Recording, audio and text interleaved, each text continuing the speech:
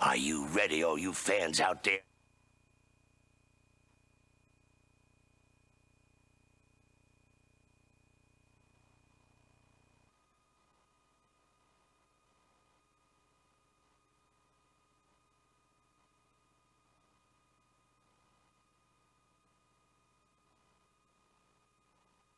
Carolina Country, 92.3 FM, 1590 AM, WCSL, Cherryville, Gastonia. Online at ktcbroadcasting.com. Say, kids, what time is it? This is the 60s. Hey, JJ Wilson here reminding you to tune in this weekend for This is the 60s, featuring the best music from the best decade and so much more.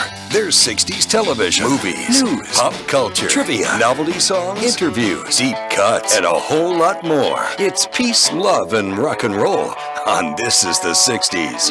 This is the 60s, Friday mornings from 10 a.m. till 12 noon on The Balls, WHS, AM and FM in Shelby, WLON in Lincoln. There are more SUVs than you can imagine at Renato Auto Mall in Shelby. No wonder they're known as your SUV headquarters. Some $60,000 SUVs are priced to go, like a 2018 Buick Acadia, now $31,950. A 2018 Cadillac XTS, priced at $36,995. And check out Renato's Smart In and Out service. You get speed, quality, and best of all, you get competitive pricing. So head on over to your SUV headquarters, Renato Auto Mall, 4423 East Dixon Boulevard in Shelby, right below the Cleveland Mall. Online at RenatoAutomall.com. When you shop our local advertisers, be sure to tell them you heard it on the radio. That way they'll know that their radio dollars they spend works for them and you too. Even in today's fast-moving world, radio remains the leading media to reach more people. 93% of Americans listen to AM/FM radio over the air. TV viewership is 89%, smartphone use is 83%, and personal computer use is 50%. So if you're a business owner, reach more people with the power of radio. If you don't tell it, you can't sell it. See the power of radio. WHS Shelby, WLON Lincoln, WCSL Cherryville. Online at ktcbroadcasting.com. Play ball! The 7th Inning Stretch Festival is back, presented by Bob Webb, Homestar Financial of Shelby. Join us August the 11th when we bring all the fun and excitement to Uptown Shelby. There will be activities for all ages. The 5K run starting at 8 a.m., sponsored by Asphalt Pavement of Shelby. Register by August 1st and receive a free t-shirt and race bag. Half of the proceeds will go to the family of fallen Shelby police officer Tim Burkeen. See the Little Miss American Legion World Series pageant at 10 a.m. in the Don Gibson Theater. And the festival starts at 3 p.m. with interactive kids zone with large inflatables, sponsored by Nissan of Shelby, the North Carolina Department of the American Legion Cornhole Tournament, YMCA Interactive Baseball, Golf and Basketball, Carnival Food, food trucks, vendors, and free concerts starting at 6 p.m. by Daryl Harwood, appearing on the American Inn hometown stage.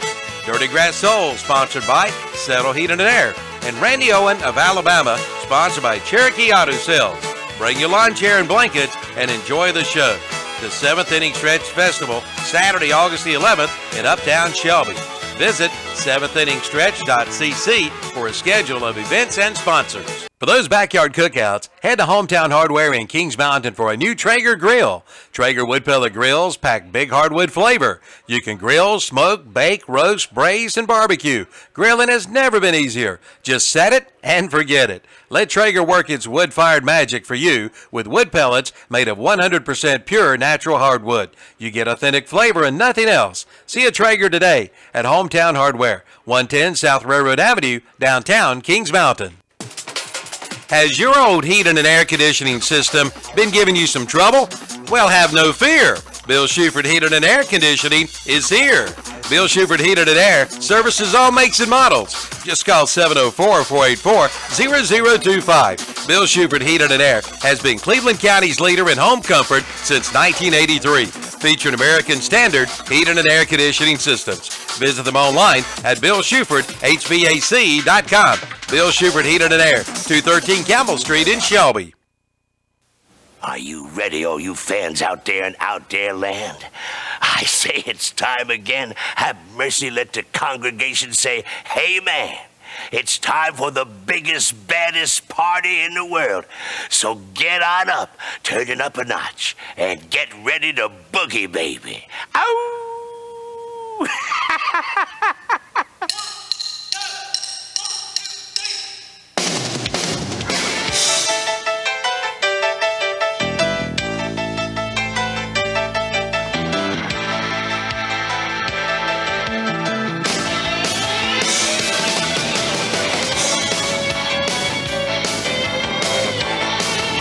Back.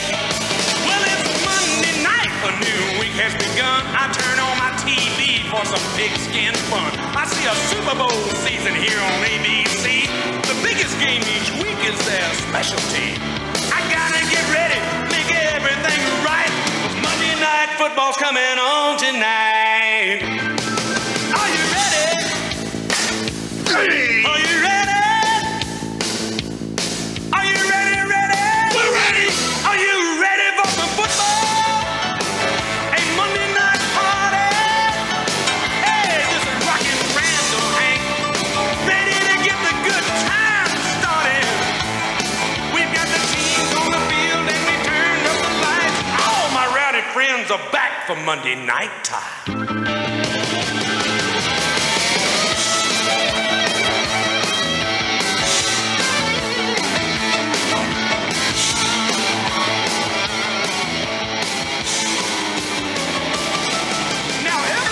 Watches this primetime show. New York, Nashville, San Francisco. We love to watch the kickoff as the game begins. Pretty cheerleaders and last-minute wins. The screaming crowd in the line back upstairs. Scrambling quarterbacks and receivers in the air. Big hits are coming, the backs are running inside. Everybody turns it up.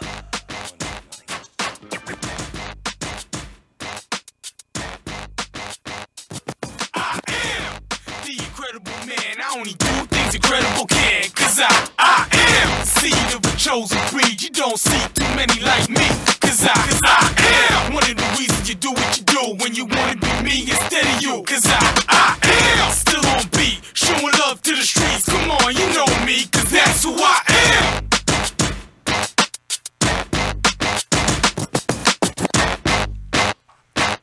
Good morning, Viet. No, wrong movie. Good morning, Campers in Saturday Sports Talk. Kevin Hastings, Terry Reinhardt, and Carson Dockery. I don't know if anyone under 45 got that joke there, Terry, but good morning to you. Carson, you got that one? Come on, man. Well, you never know. Cut me You some never slack, know. man. I know JP has no idea what I'm talking about, I would guess. But anyway, good morning, everybody. Saturday Sports Talk. No, I got the Vietnam joke. There you go, Kevin Hastings, Terry Reinhardt, and it is football season, everybody, officially on ktcbroadcasting.com. We got you some football music there. The Jamboree in Cleveland County is coming up next week. We'll talk a little bit about that. I've got pictures to take. The What's Up Shopper football uniform combo edition will be coming out in August 24th. Now, the preview edition and the World Series edition, give you guys an update real quick, will come out August 10th this week, coming Friday, Thursday and Friday. Just in time for the World Series. We'll have all the schedules in there, our broadcaster schedules, where to find all the games, where to listen to all the games, and all that information, parking and everything else we can give you. We'll have that, as well as Week 1 information for you guys. Witherspoon Insurance pregame show. We're getting ready for that. Got a few things and surprises, I guess, for you guys coming up as well. We're doing some remodeling here in the building. We're moving some things around. We got the HD in the house for this fall. And we are ready to rock and exciting, and we're going to be over the Jamboree next week. I'm going to pull that schedule up as well. I don't have that one directly in front of me, so I'll tell you in just a second. I can run down the hall while I have Terry breaking down somebody. We've got American Legion Baseball State Championship to go over. Talk about that. That ended Monday. Shelby came so close to winning that. Also, the Shelby Softball Legion also made the Final Four, coming close to winning a championship up there, up in Morganton. And real quick, baseball guys, and umpires, and you're into softball and everything too. How weird it is that state softball tournament, they'll play the Final Four and championship games back to back, same pitchers, everything. And then baseball, Well, this kid threw 25 pitches. He can't throw for 7 days. He's got to take a rest and, have 3 days of Dairy Queen and swim before he can throw a baseball again. That's the magic of softball being a natural motion. Now, that is very true. But, yeah, we were talking down there. It was silly because, the pitch count thing, how it affects the games in high school and Legion. Down in the Legion games, they're making rain decisions on pitch counts, I think, Terry. We're sitting down there. Well, if, we keep playing, the pitchers can throw 100 pitches. If we move the game to tomorrow, those starters are done for today because they all both threw 32 pitches. So, you got to think about weird stuff in scenarios like that. And I just think it throws a whole lot of problems into it. But anyway, they don't have a pitch count on the quarterbacks, do they? Well, can you only throw it over 15 times before we got to start worrying about their arms, too? I don't know. You saw Cam last night. How many times did he throw? They probably cut him off. Yeah, I went to Panther Fest last night. We're going to talk about that in just a minute. That was fun. Took the kids, myself and Andre and Josiah and Austin, and they sit on the front row and banged their little neon light things all around and had a good time. And that it was a practice for the most part. That was about maybe 20 minutes total of live scrimmaging. For the most part, it was a lot of drills, a lot of stuff like that, and then of course the fireworks show for the kids and everybody. The worst part about it was, and I don't think nearly as many people attended this year that has in the past, and I don't know if it had anything to do with it, but there was a huge traffic problem for us coming in because there was a game at BB&T Park. Yeah. So they had a game and the fest all at the same time. So you had two different groups of people all going in, and they was going in at the same time too. It's not like they were already there, and we didn't have to walk in. So it was all the cars coming in Charlotte at the same time. They used to have it on Saturday mornings, didn't they? I mean, that's what I remember.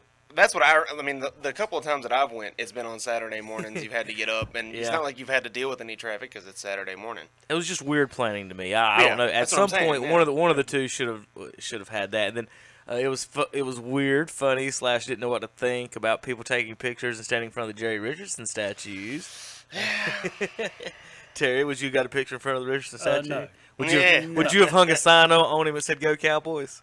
I probably would have did that. Yes, I probably would. So Cowboys and Panthers will play Week 1 this year. So we're going to go ahead and make the sign for Terry. If anyone wants to pitch on the materials or make one for him, Terry will hang the sign on Jerry Richardson. Yeah, Terry, we can just drop it off and leave. We don't have to stick around. Yeah, that's right. Y'all just go on. I'll be arrested, and y'all just come bail me out Terry, later or something. I would hope you can't get arrested for just hanging a sign on it. Because you didn't actually do anything. Well, I got a feeling that if you maybe trespassing or something. Anybody else's sign, it probably wouldn't mean nothing. But if you hang a Cowboy sign, I mean, I've been there when they played there, and some vicious fans. Terry. Yes, they are. They are. They really absolutely hate the Cowboys. But I mean, it is funny the standard that they have as far as when Romo's dating Jessica Simpson, the big joke was, hey, Romo's dating Jessica Simpson, and they were holding signs and face masks, and I was like, every single one of y'all would date Jessica Simpson. Yeah. Every single one of you. What are you talking about? Yeah. And then last night, your quarterback. I sent a text to all my friends and everything, and I was wondering if Tom Brady was doing the same thing at this same time last night during his practice. But they got 100 people on the team basically on the squad here in preseason, so the whole field's filled with players. And they come out there, and so they're doing team stretches, and they're in different groups. So you got the quarterbacks and the offensive guys on the one corner, the linemen on and so they're divided in 4 quadrants. But every so often, for the most part, the whole groups would stretch together. So it'd be like groins, and then whatever next, and then so. But every now and then, one of the different group would do something slightly different than the other ones. So there's 100 players out there all stretching together, doing all the team, what the coaches say, whistles, looks like a football practice. And you're sitting there thinking, what's that moving around on the field? What in the red jersey? Who is that? The quarterback?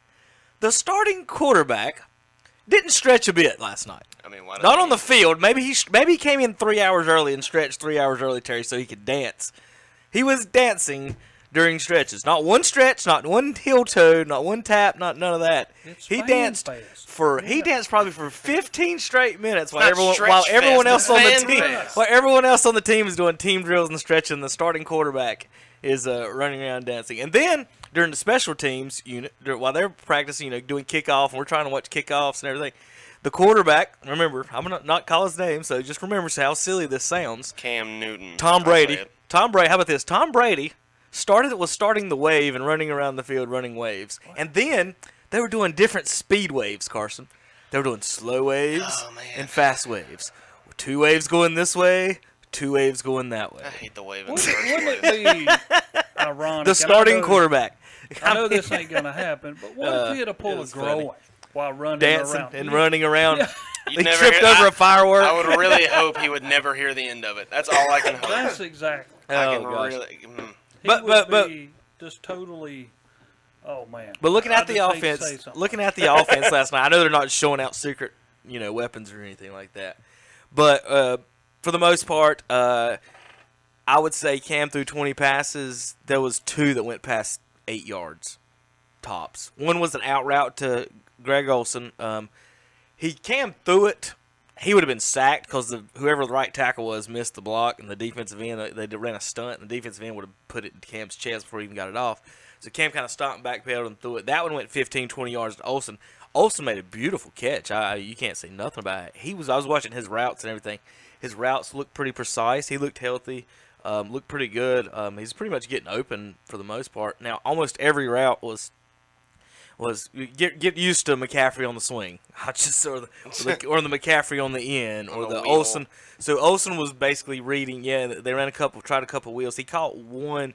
The DBs went for a lot of picks last night. I don't think that they would have, went for in a game. I mean, they were just going for everything. I think they were trying to, goose the crowd and have fun with that. But it was a good time. Everybody had fun. But it just, like I said, it was weird watching the starting quarterback out there dancing while everybody else is doing team drills and stretching. But let's see, running the ball. C.J. Anderson's with them, right? Yes. Ain't that the Anderson? Yeah. He looked pretty decent. He looked bigger than I thought. Maybe because he had a lot of padding on. He had one of those big back pads on, so I don't know if he just looked. I don't know if that's what made him look out of shape, or if he did or not. I don't know what he looked like on TV, but running wise, I don't know about him. McCaffrey looked quick. Defensive wise, besides that one play, they didn't I don't think they. Actually, I thought the offensive line did pretty decent protecting Cam. As far they're not going 100% at Cam, but the D-line is trying to. Not get smacked around too. So I thought the D-line had a little work to do on that, maybe, and that could be, Peppers is standing on the sideline over there not playing, and maybe that's part of that. But he's 37 years old right now, so yeah, I mean, there's no point in putting him out there, to be honest. Andre's like, how old is he? I was like, he's older than us. He's like, no, he's not. I was like, yes, he is. He goes, I'm sitting up here in this booth, and he's 37 years old. He said he needs to be up here eating cookies and beer with me. Yes. Yes. He said he don't need to be out there. Give him a year. He will be. But his dreadlocks have gotten longer. If you were wondering about that, they look nice. I mean, he was out there having fun for everybody. But kicker did well. I thought the kicker did well. I'm trying to think of any other breakdowns you guys want. The light show was good. I mean, it was a practice. What can you see? I thought the silliest thing they did, I will say this, besides the quarterback, was they were doing the drill where you practice the ball going in the end zone and knocking it back. Trying to save it. But the special teams coach, he had to have burned 1,000 calories last night. He ran all over that field. It's like, dude, you're not getting paid that much to hustle that hard. I'll give whoever he is, he ran all over that field. But he was throwing these little passes instead of just throwing it or bouncing it. It was like shovel passing. It just looked silly. He just looked like a ballerina out there, just floating these little passes towards the end zone. I don't know why we thought that was funny and up in the booth and everybody with us, but they did have a little kid out there. He was dressed up in the full uniform. He got to run for a touchdown. Cam picked him up, took him over the corner, and they gave the ball to so the kid actually gave the football to another kid for the touchdown. So that was pretty cool. I'm sure both of those kids in that interaction just had a great time and loved that. Cam's first ball he did give give out to a kid was a questionable touchdown. It's practice. It was one of those ones where you don't hit the quarterback and Cam runs through 40 defenders and nobody hits him and then he barely scores, and so he does the Lambo leap over here. That's all that matters. But the kid, you should have seen him. He was like, "Oh my god!" He started shaking and stuff. He was so excited. The kids loved it. It was fun. But it was a good time all around. Other than the parking, the BB&T park was full. I didn't even think about being there. A baseball game, hey, it's August. There's baseball. August. Duh. But it was a good time. Let's see. We've got Coach Russ on the phone. We got to talk to him just a second before he gets to practice. He's headed to Bessemer City baseball practice. State rankings came out this week, Terry. Bessemer City ranked 5th in the 1A. And, you know, Coach Russ was with us for the broadcast the last few years, and he's going to be helping out football this year. So I told him, you know, from 5th, there, you know, you can only go up 4 spots. There's a lot of spots you go down, Terry. So it's his fault, right, Coach Russ? You there? Yeah, I'm here. So it's all your fault every game if y'all lose, right? I just want you to know the standard KTC's holding it to you. That's all right. Tell us a little bit about these Yellow Jackets going into the year. You know, we kind of talked a little bit yesterday about in 1A, it's always about defense a lot of times. And, you know, last year, Bessemer's one of the most dominant defenses. Tell us a little about it. Start there with the Yellow Jackets. Well, I can tell you, you know, in any league, it doesn't matter. Preseason defense is always going to be 3 days ahead of the offense. And, you know, we've got a lot of returners coming back, and we've got a lot of guys that, you know, didn't miss any days at all this summer. Some guys like Keontae Degree, you know, he's pretty much going to be the leading force there on the defensive line. Real, you know, projectable kid, especially for the next level. But across the whole front, I mean, a lot of speed. I think that, you know, the strength is we're going to try to make people put it in the air. I think, you know, our run defense is going to be very key this year. You know, a lot of those guys have a lot of experience up front, and if you try to keep it within the tackle box, I think that, you know, Coach Fox's defense is going to do its job. I mean, they're going to fill the gaps and make the plays and try to force the guys, if they have enough time in the pocket, to get the ball up in the air, and then we're going to see how our secondary kind of, you know, rounds it all up. Let's see. You guys start with Cherryville endowment game, Philip. Well, we'll call Coach Russ now that you're on our team. How about that? All right. During football team, we got call Coach Russ during all of them. During basketball, call you, Philip. How about that? Bessemer City, you guys open up. It's an endowment game. Then you guys got East Gaston Chase open week at North Lincoln, at Mountain Charter, home against Highland, at Union Academy, home Pine Lake Prep, at Thomas Jefferson, home Community School of Davidson, and at the Cherryville Ironman. Coming up real quick, tell us what you guys are doing prepared coming up these. I mean, it's a quick, you know, you only got like 2 weeks really to prepare for this first game. Right, you got 2 weeks. I mean, we're really trying to focus on, number one, just our base. I mean, we're not going to try to outflash anybody either side. We're just going to let our athletes go on the field and make plays. You know, but we do have the Battle of the Belt between us. It's a belt that Cherryville and Bessemer's started the last couple of years. It's like a WWE championship belt that we kind of play for. The kids stay hyped, you know, hyped up for that. I mean, we've had the belt, and we've got it in the coach's office. It's something we take out to practice every day and take pride in. I know Coach Pruitt's put it out on social media. I know that Cherryville really wants to try to get that back, put his decal on the belt and retain it. We got to defend that thing 2 times this season. But, you know, just looking at it, I mean, the preseason hype, I mean, it's not really in our locker room. You know, we try to keep those distractions out because, you know, if you look at how the conference coaches and everybody in the conference picked us in the Gazette, we're picked 4th behind Union Academy, Thomas Jefferson, and, of course, Mount Charter getting the nod for the conference this year. But then you look at the state pick, and, you know, we're sitting 5th behind Tarboro, and you've got Mount Charter 10th behind us in the state rankings. So, you know, the rankings are what they are. You know, when that whistle blows, the first opening kickoff, you know, in August when we play against Cherryville, I mean, that's kind of when we kind of set our table and see what kind of team we've got. I mean, we've got 2 big scrimmages coming up, one at home on Wednesday next week, and then we go to Cherryville that Friday. So we'll be able to kind of assess what we've got. But leading up for the season, you know, it's not worried about who our opponent is as much as we're trying to shore up, at least for week 1, our scheme and make sure that our kids, you know, can play with their eyes closed and play at 100 miles an hour and not think. I mean, you know, thinking in football is what really holds you back. We're just telling our kids, you know, if you do make a mistake, if you forget a responsibility, do whatever you do at 100 miles an hour, and we can go back and we can fix that. You know, just make sure you're doing something, find work somewhere, and go apply yourself. Well, Coach, I have a question for you. As you're coming into the season and you're going to play on Mountain Island Charter, Union Academy, Pine Lake Prep, Community School of Davidson, et cetera, et cetera. And I know you don't have to face the first one until September the 21st against Mountain Island, and you're really going to have to know kind of what they have by then. How do y'all approach that? Because these teams can change from year to year. Well, and you know, it really plays in the fact of, you know, who's that new class that they brought in. You know, those type of schools get to kind of bring in each year a new class, a new guy, they may, have somebody on the tab for the next season. But basically what you do is you just apply that film and you look at what they've done. I mean, because really and truly, we like to think, that we've got a lot of our Johnny and Joes are just as equal as them, no matter, who they bring in. Like our kids have shown, especially like last year, they were predicted and had, Division I across the board. If you listen to the message boards and newspapers and all that, and then they came out against freshmen last year, and the defense kind of just, held tight. I think that the same thing goes for this year. You recognize that they do have talent. You recognize that they are a good team. But at the end of the day, they put on their pants, they put on their shoulder pads like us, and our kids take that mindset. They know they've already won the conference like 3 out of the last 4 years. And when you have that type of success in those kids, confidence goes a long way in football. It's kind of a cool deal to be out here on the field, though, because the difference is when I was at West Lincoln, we had 6 foot 300 pounders up front, but we had guards running the football. I mean, when you come to Bessemer City, you're averaging probably 6 foot 180 pounds across the front, and you've got studs running the ball. So I mean, it's kind of you pick your poison. The athletes over here, I think, make up a lot of ground for what we don't have in size and girth up front.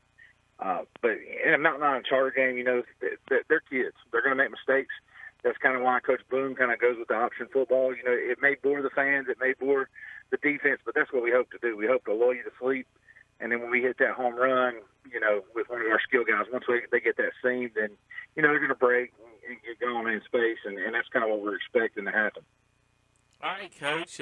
We're up against a break. Well, thank you for calling, as always. I'm sure we'll hear from Coach Pruitt maybe today or next week as they get prepared for you guys and the season. And, school starts 2 weeks after the season this year. So, I guess we'll talk in a couple of weeks about school. But thanks for calling. Give us a call, Fridays and Saturdays, and keep us up to date on the Yellow Jackets, bub.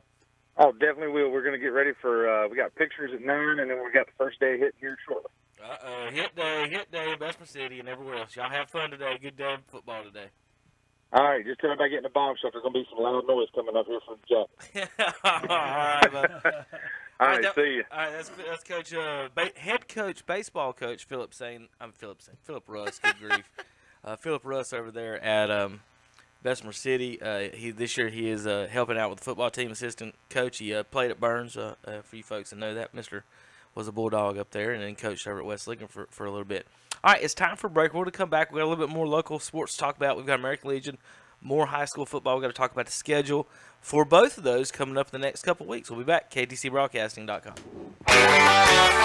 Country Gold with Terry Clark. I'm Terry Clark, inviting you to join me this week for Country Gold, where we play all your favorites from the 80s and 90s. Country Gold with Terry Clark, Thursday afternoons 1 to 5 on Big O Country, 1590 AM WCSL, and online at ktcbroadcasting.com. The end of the regular season winding down. The NASCAR Xfinity Series. Right, left, back to right. Kicks off the first of 3 road course races. Kevin Harvick washes up the track. He clips Custer. They both spin. At historic Watkins Glen International. Everybody taking evasive action, high and low. The Zippo 200 at the Glen. And we've got a lot on the line. Saturday at 2:30 on the Motor Racing Network. The Zippo 200 from Watkins Glen this Saturday afternoon at 2:30. On WCSL 92.3 FM, 1590 AM, and online at ktcbroadcasting.com. Isolated and alone? That's how millions of Americans feel while experiencing a mental health crisis. Need to talk? Our providers love to listen. Call us now at 1-888-235-HOPE. That's 1-888-235-4673. Partners, improving lives and strengthening communities in North Carolina. 1-888-235-HOPE. 235-4673. Mark Greenhalgh here for the Golf Shop Radio Show. Catch us every Wednesday from 11 to noon right here on WCSL 1590. Golf Shop Radio is driven by Fred Caldwell Chevy, home of the Silverado guys. When you need service on your automobile, do what I do and what most people around this area do. They take it to Rick's Automotive in Cherryville. They do it all at Rick's Automotive in Cherryville. Rick Walker and his staff is dedicated at providing you the best in automotive care, from an oil change to a tune-up to a full set of tires. It's Be sure to check out their tire specials before you buy. That's Rick's Automotive, 1001 East Main Street in Cherryville. Open Monday through Friday, 8 to 5:30. Just call 704-435-3801 for Rick's Automotive in Cherryville.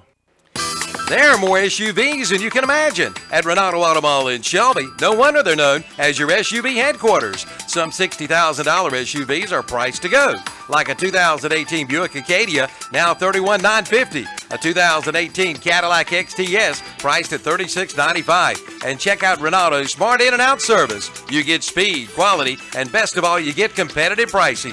So head on over to your SUV headquarters, Renato Auto Mall, 4423 East Dixon Boulevard in Shelby, right below the Cleveland Mall. Online at RenatoAutomall.com.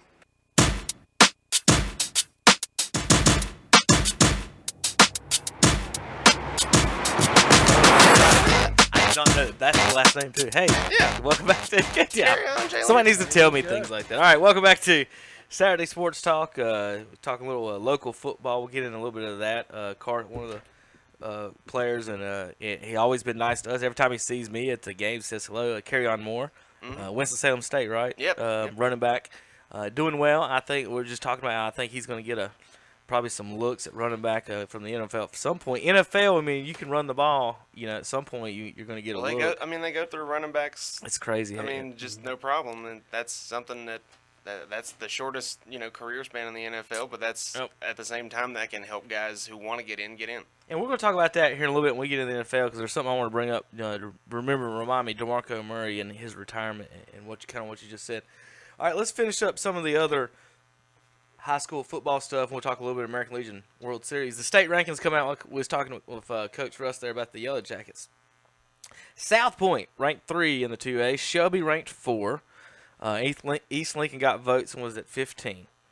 Kings Mountain number 7, Crest number 8 in the 3A, Bessemer City 5, and Mountain Island Charter is number 10 in the 1A. 4A, let's see, runner-up Mallard Creek is the preseason number 1. Tarbo is the number 1 in 1A. Charlotte Catholic in 3A. And let's see, High Brighton is the number 1 in the 2A. Those are the preseason voting polls. Now remember, our poll is not about voting. It's all about statistics to get the word out Saturday morning. There we go. And there's no opinions, are there, Terry? That's in right. In these polls. So this is how they finished last year. We're going to start this year at this point. So Kings Mountain 1, Shelby 2, Bessemer City 3, Thomas Jefferson 4, South Point 5, Maiden 6, Hunter Huss 7, Crest 8, Stuart Kramer 9, Newton Carmel over 10. East Rutherford 11, East Lincoln 12, Ashbrook 13, Lincoln 14, Mountain Island Charter 15, Union Academy 16, Community School of Davidson 17, Bandy's 18, West Lincoln 19, and Cherryville at 20. How do we get these standings? They are teams in conference. Our local teams of our areas are Gaston, Lincoln, and Cleveland County. We expanded to 30 teams to include all the conferences that include those public school teams in those conferences. So we have 30 teams. I just gave you the top 20. If you didn't hear your name, this is why you didn't make the list. Last year's stats and scores and stuff. So basically how it works, number 1 is record. 1-0, 2-0, 3-0, 4-0, 5-0. Y'all understand that. Number 2 is PowerPoints. Now here's where it gets confusing. Or here's where it comes up. We got to weigh it for everybody. How did Bessemer City and Thomas Jefferson rank ahead of South Point? It's because they advanced further in the playoffs last year. So that's the one thing. So it's how far you go in the playoffs in your division. Once the playoffs start, it don't matter what you're playing. But in the playoffs, you get extra points for wins too. Now, points. You get 1 point for a 1A victory, 2 points for a 2A victory, 3 for a 3, and 4 for a 4. If you lose to a 4A, it's 0, lose to a 3, -1, lose to a 2, -2, and lose to a 3, -1. So Bessemer City and Thomas Jefferson ended up 3 and 4 last year. Even though Thomas Jefferson actually beat Bessemer City, but Bessemer across the board, they beat 2 3A teams last year, Terry, I think, on the board before they started changing conferences and realignment the year, or 2A. Yeah, I think that's what. No, 2 3A teams. Yeah, East Gaston. No, that was a 2A last year. Got quite a bit of 2A teams. Maybe it's North. One of them. I'm getting confused on that. Anyway, they got a bunch of points beating some out of conference teams, and then they added all the 1As, and then they made a good run in the playoffs. So that's how they ended up there. So it was 1, 2, 3, 4, 5. Kings Mountain, Shelby, Bessemer City, Thomas Jefferson, and South Point on that. Like I said, in the state rankings, however, Kings Mountain voted on number 7, Crest 8, South Point and Shelby 3 and 4 respectively.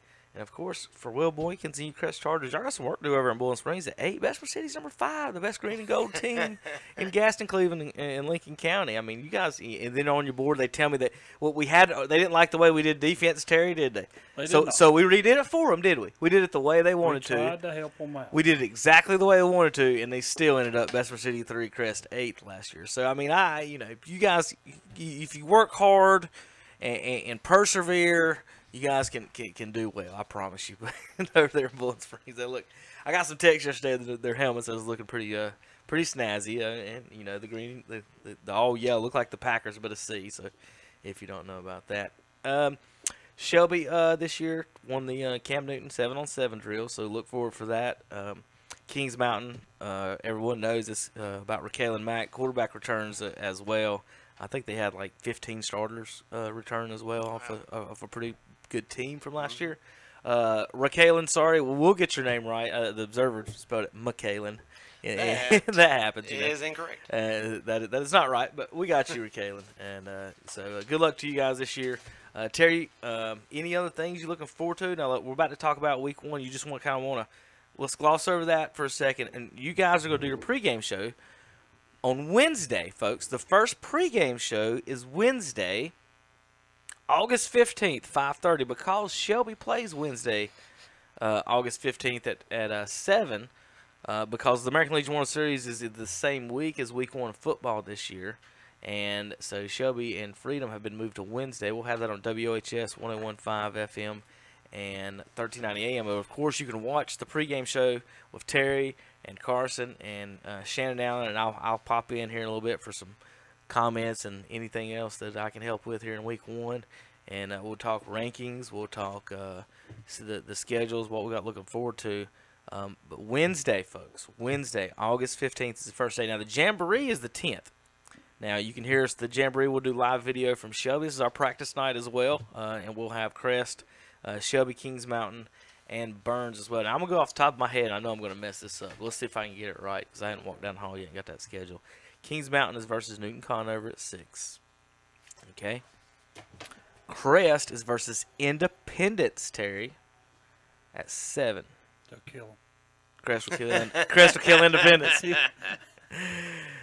Burns and AC Reynolds at 7. I think that's right. And then Shelby against J.M. Robinson. Now, I've got the teams right.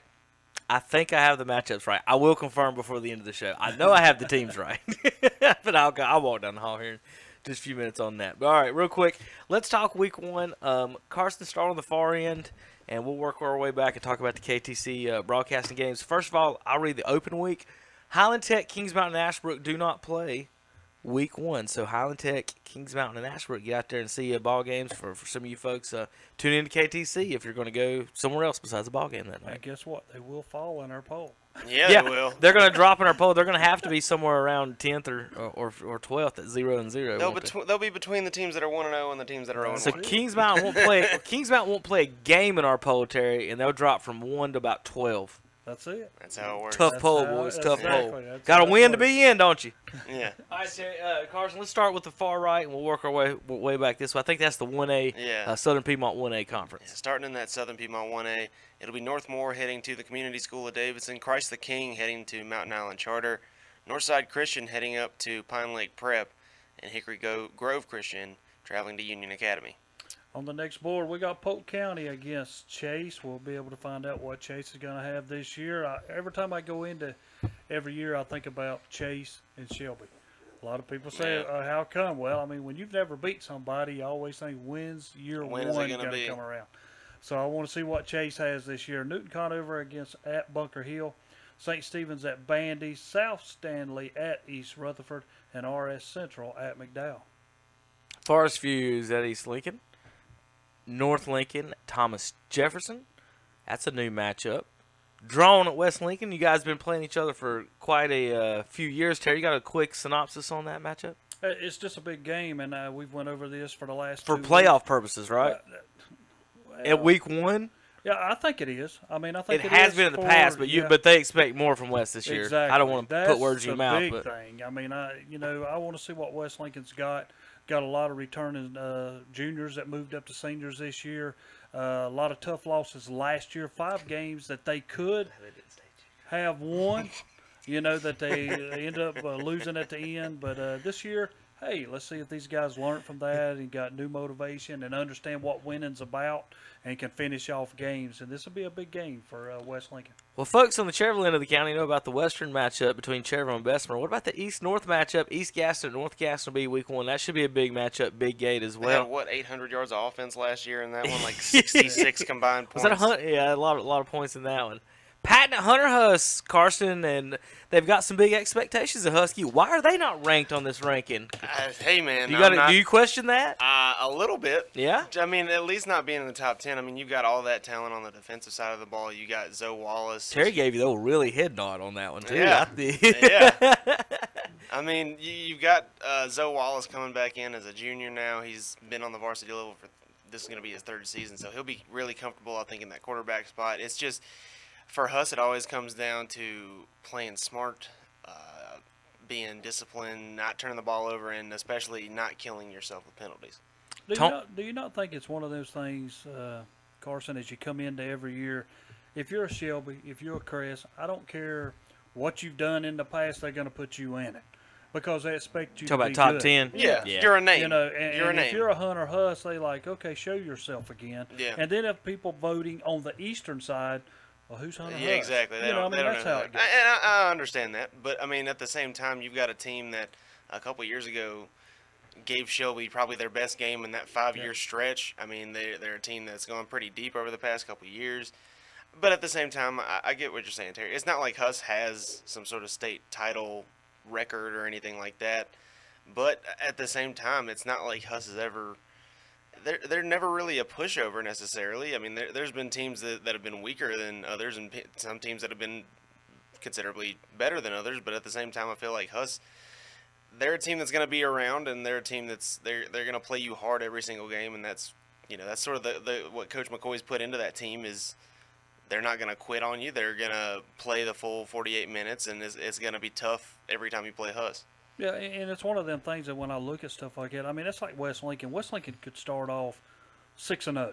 Yeah. And they still probably would not be ranked. Yeah. Because the people would be saying, it's okay, the name. wait till you play East Lincoln. Wait till you yeah. play such and yeah, that's exactly before we're going to stick you in there. If you can win a big game, then we're going to put you in the top 10. Well, NC State and North Carolina fans, and the non-top 4 teams in every conference basically know how that feels in college football, the year I think Carolina lost 1 in 96, 97, 98, one of those years, and they were dominant the whole year. They lost 1 game that year. The team that beat them was the #1 team. Carolina dropped like 10 spots almost out of the top 10. Yeah. They went from 6th to like 14th, and they lost by 1 touchdown or whatever.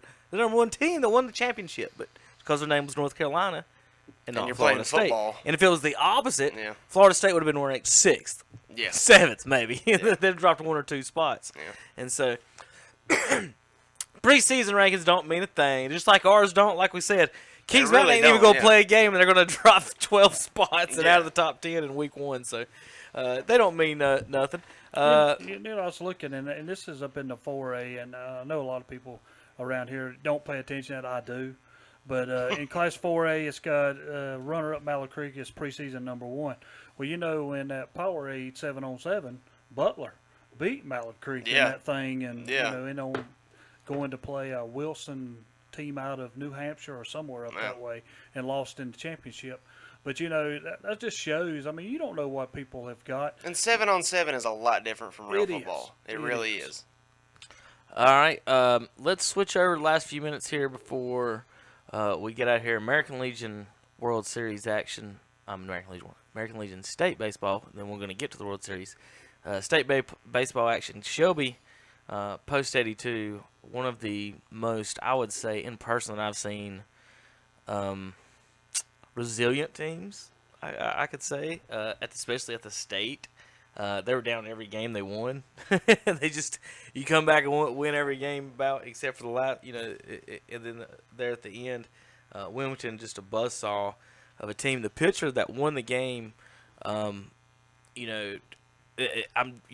I guess he's a college kid, so I guess you can kind of talk about it a little bit. Kind of looked like a left-handed Bartolo Colon. And he was the MVP of the tournament. And he won the first game, and he won the last game he pitched. Well, the last game he pitched, it's 4 o'clock in the afternoon, 95 degrees, lefty. And, Shelby they struggled against the lefty in the first game, only got 2 hits. I'm like, well, they saw it, they're ready for it, it's hot. I think that, this is a chance to get this kid because it is 4 o'clock in the afternoon in July. I'm like, man, I hope he's got enough water and shape. He pitched outstanding, held Shelby to 2 hits again. So both lefties that threw at Shelby held him to 2 hits. So obviously that was their kryptonite in the series. I'm not saying on the year. They only lost 4 games in the year, so great season. But a resilient hitting team. Like once one kid would get a hit, it's like baseball's a timing thing. Yeah. So once one kid sees the guy in front of him get a hit, and the lineup about this lineup, and it never changes. And so if you bat behind the same guy all day long, and you see him hitting fastballs, you see his timing, and then you can kind of play off that timing and feel your timing. Because a lot of times, if you'll see back-to-back home runs, it's the very next pitch. Yeah, it's not like 7 pitches into the bat. It's the next pitch the pitcher throws, boom, because I just saw that go out of the park. I'm swinging at the same time. So I think they had a lot of that this year, and they played well down there. Just Wilmington, before Shelby beat them the first game, I had mentioned to my dad on the way down there that I've been to 10, 12 straight of these, and everyone Wilmington's been in, I've never been in the park and see them get beat. Yeah. So the first day we pull in the park, we're walking. That was you. Was you with me? Yeah. Me and Carson. We didn't even get in the park, Terry. We hear crack, walk off home run. So that was Wilmington. So I was like, we're in trouble, boys. I said, every time I walked in here, like they don't lose it. And Coach Sandlin and the gang do a great job. I think that was maybe their 10th or 12th state championship or something like that. Wow. Just another successful season for them. If you look at find on their Facebook page and kind of follow them a little bit, they actually have a ton of Major League Baseball players that went through that program. Really? Like it's kind of weird. Like it's not just like 1 or 2 guys, it's like 5 or 6. Wow. Like 10 maybe. It's a lot of kids. Wilmington's a big city, of course. They used to not have their Legion has changed a couple of times. How many posts they have, who's playing at what post.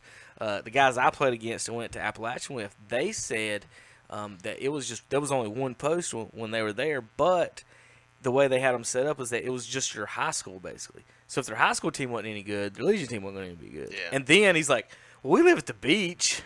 It's the summer. Do you think we want to go out here outside and play baseball every day?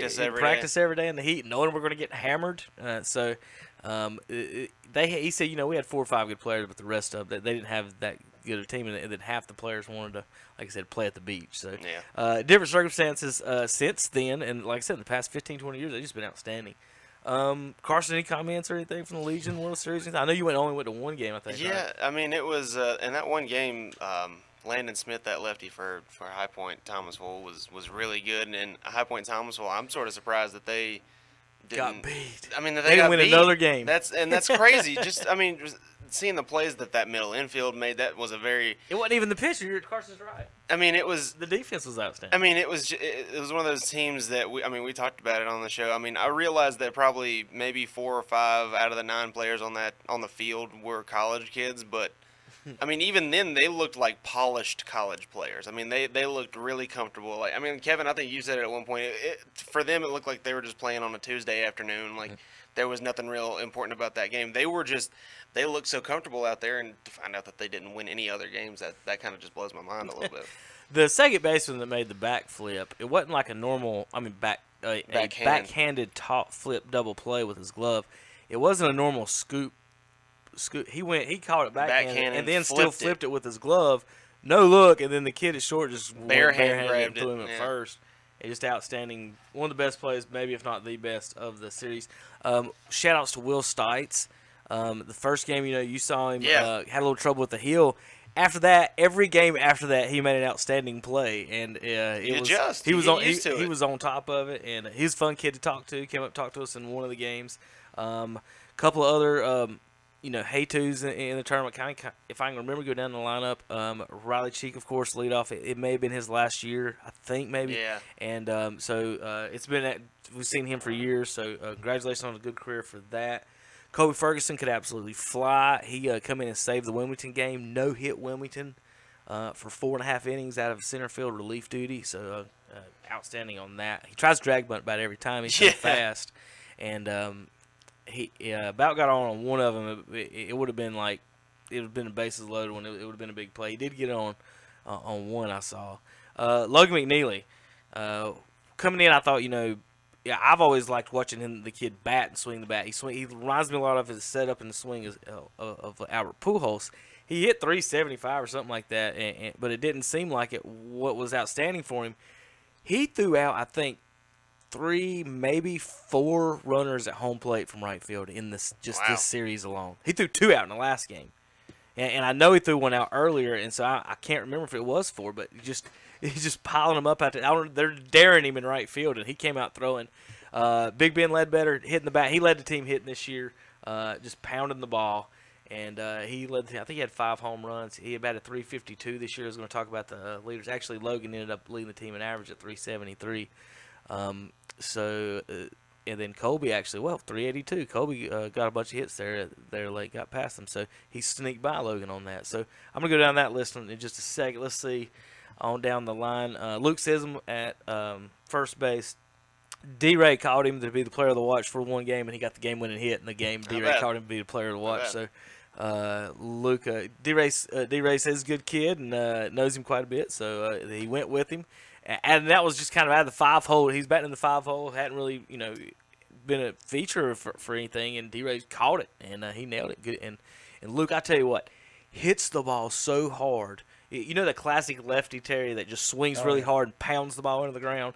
That's what Luke is. And then they got Dalton Putnam batting behind him. He plays shortstop. He bats left-handed, throws right.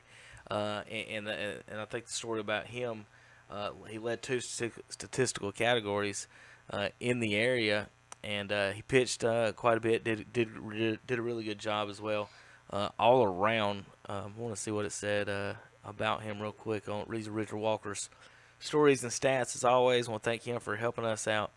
Let's see. OCO, the UNC Asheville commitment, is preparing for his senior year at North Gaston. Can be only 10th player to hit 500 in a season.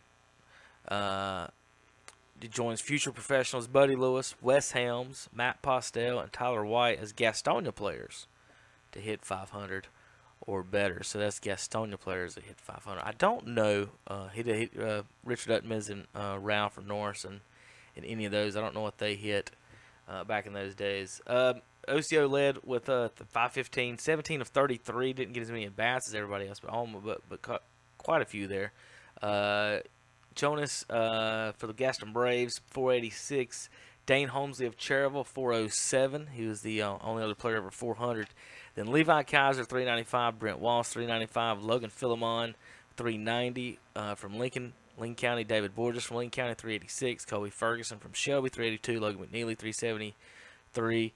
Wes Reynolds, 371. Let's see, bottom of the lineup. I do want to finish with them real quick. As Ben let me finish those. I forgot to skip them. I'm going to get back to them in a second. Let me finish reading the averages. Wes Reynolds, 371. Ben Ledbetter, 352. Grant Tilley, Gaston Braves, 342. Robbie Cowie of Cherryville, 336. Wes Summy of Gastonia, Bedford City, 333. Bray Wooten, Gastonia, 333. Luke Sism, just talked about him a minute ago, 333. Noah Aker in his last year, 329. Jordan Lay of the Gaston Braves, 325. Austin Treadway in Cherryville, 322. Wesley Hall, Gaston Braves, 321. Jared Emery, Cherryville, 318. Jason Odom, Gastonia, 317. Cameron Reynolds, 317. Ben Bowman, Gaston Braves, 317. Riley Cheek, 314. And let's see if there's only 3 more there over 300, so I'll finish them off. Austin Mitchell, Gastonia, 313. Caleb Hager, the Braves, 313. Caleb Plummer, 311. Trying to remember 7, 8, 9 hitters. That would be Proctor, catcher, did a good job. I don't know how many balls he saved in these tournaments with the big backstops behind the plate, because Shelby throws a ton of breaking balls. Yeah. About, I would say 75% of the pitches are breaking balls, and he's got to do a lot of work back there behind the plate. And he walks 2 to 3 times a game, Terry. I mean, that kid walks. Caleb Plummer, he's on the list there, second base. Good job out there. He made a great play in one of the tournaments. Him and Will Stites, mentioned him a minute ago, 8-9 hole. The game they won against Wilmington, this is my favorite stat of the whole weekend, though. The 8-9 hole, 1 hit. Now, remember, Wilmington only scored 5 runs, so the whole Wilmington team had 5 runs. Between Plummer and Will Stites, with 1 hit, scored 6 runs, Terry. 1 hit, 6 runs. They beat Wilmington by themselves, the 8 and the 9 hole. They don't need anyone else but the, well, I guess 1, 2, 3 guys to knock them in. In any game, whether you're playing softball, baseball, etc. And the 8 and 9 hole, if those guys can get on, because your best hitters are 1, 2, and 3. Restart your lineup. LaRussa tried to do that, and they made fun of him and stuff. But seriously, why have your worst pitcher batter batting in front of your best hitter? And it was always kind of weird and silly. I thought I kind of agreed with him on how he did it. Now, who he put down there, I guess you could always disagree with who leads off. But yeah, I mean, like Ozzie Smith in that hole, somebody that can get on base, and they don't have to hit 300, but 260 and get on base. Yeah. All right, that's the local hitting leaders and the Shelby guys that played in the tournament. Home runs: Grant Tilley had 5, Ben Ledbetter 4, Robbie Cowie 3, Dozy Jones 3. All right, we've got to take a break. I can't even see JP today. We're doing some remodeling here in the studio. He's got some equipment. We got to take out ourselves to the. We got to take all that out. Just letting y'all know here in a little bit. Out to the building. And but anyway, JP, you ready for breaking, everybody? I see a finger pop up. All right, we'll be back in a few minutes. KTCBroadcasting.com. It's the grand opening this Saturday, August 4th, of the all-new Kurt's Premium Outlet at Eastridge Mall in Gastonia. Hi, I'm Calvin Hastings, and I want to invite you to join the boss as we broadcast live from 10 a.m. till 2 p.m. And you won't believe what Kurt is giving away. Register to win over $25,000 in cash and prizes, including a Poland Pro zero-turn lawnmower, a Weber grill valued at $4,000, 2 ATVs, plus other cash and prizes. And come meet Magnum TA and Discovery Princesses. Bring the kids and let them jump in the big 60-foot bouncy house. And inside the store, you'll find thousands of grand opening specials. There's a section for every room of the house: clothing, tools, furniture, bedding, appliances, electronics, lawnmowers, and as seen on TV items. It's nothing like this area has ever seen before. Plus, drop by our booth out front and register to win 2 nights free lodging at Red Roof Inn anywhere in the USA. Plus, free rounds of golf, free food certificates, T-shirts, and more. Don't miss the grand opening this Saturday, August 4th of the all-new Kurt's Premium Outlet in the old J.C. Penney location at Eastridge Mall in Gastonia. Buy or sell at the Gaston Pickers, located at 503 Long Avenue in Gastonia. They've got it all, from antique furniture to collectibles to consignments. And they do estate auctions too. And right now they're accepting motivated dealers. Just call 704-852-7055 or come by their huge store. Open Monday through Saturday 10 to 6, Sundays 1 till 6. That's the Gaston Pickers, 503 Long Avenue in Gastonia. Like them on Facebook too. There are more SUVs than you can imagine at Renato Auto Mall in Shelby. No wonder they're known as your SUV headquarters. Some $60,000 SUVs are priced to go, like a 2018 Buick Acadia, now $31,950. A 2018 Cadillac XTS, priced at $36,995. And check out Renato's Smart In and Out service. You get speed, quality, and best of all, you get competitive pricing. So head on over to your SUV headquarters, Renato Auto Mall, 4423 East Dixon Boulevard in Shelby, right below the Cleveland Mall. Online at RenatoAutomall.com. Play ball! The 7th Inning Stretch Festival is back, presented by Bob Webb, Homestar Financial of Shelby. Join us August the 11th when we bring all the fun and excitement to Uptown Shelby. There will be activities for all ages. The 5K run starting at 8 a.m., sponsored by Asphalt Pavement of Shelby.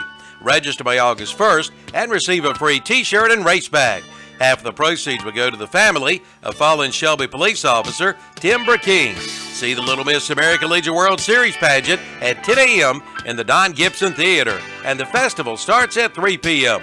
with interactive kids zone with large inflatables, sponsored by Nissan of Shelby, the North Carolina Department of the American Legion Cornhole Tournament, YMCA Interactive Baseball, Golf and Basketball, carnival food, food trucks, vendors, and free concerts starting at 6 p.m. by Daryl Harwood, appearing on the American Inn hometown stage. Dirty Grass Soul, sponsored by Settle Heat and Air. And Randy Owen of Alabama, sponsored by Cherokee Auto Sales. Bring your lawn chair and blankets and enjoy the show. The 7th Inning Stretch Festival, Saturday, August the 11th in Uptown Shelby. Visit 7thinningstretch.cc for a schedule of events and sponsors. A Acre Enterprises in Cherryville is having a sale on metal roofing. Save big today. 12-foot white, red, or green metal roofing with a 10-year warranty is just $20 a sheet. 12-foot silver Galvalume with 25-year warranty is $20 a sheet. And 21-foot white or green sheets with a 40-year warranty is $50 a sheet. Acre Enterprises with guaranteed low prices. Located at 1220 Shelby Road in Cherryville, right across from Food Line. Online at acrecarports.com. From auto to home to business to life insurance, your hometown agent is Rocky Bennett at Bennett Insurance Group. Rocky has been serving this area for over 33 years, offering you the best in coverage with Erie Insurance. No matter your claim, Rocky will work side by side with you for your best coverage. See Rocky Bennett today at Bennett Insurance Group, 116 West Main Street in Cherryville. Call 704-435-0270 for Bennett Insurance in Cherryville.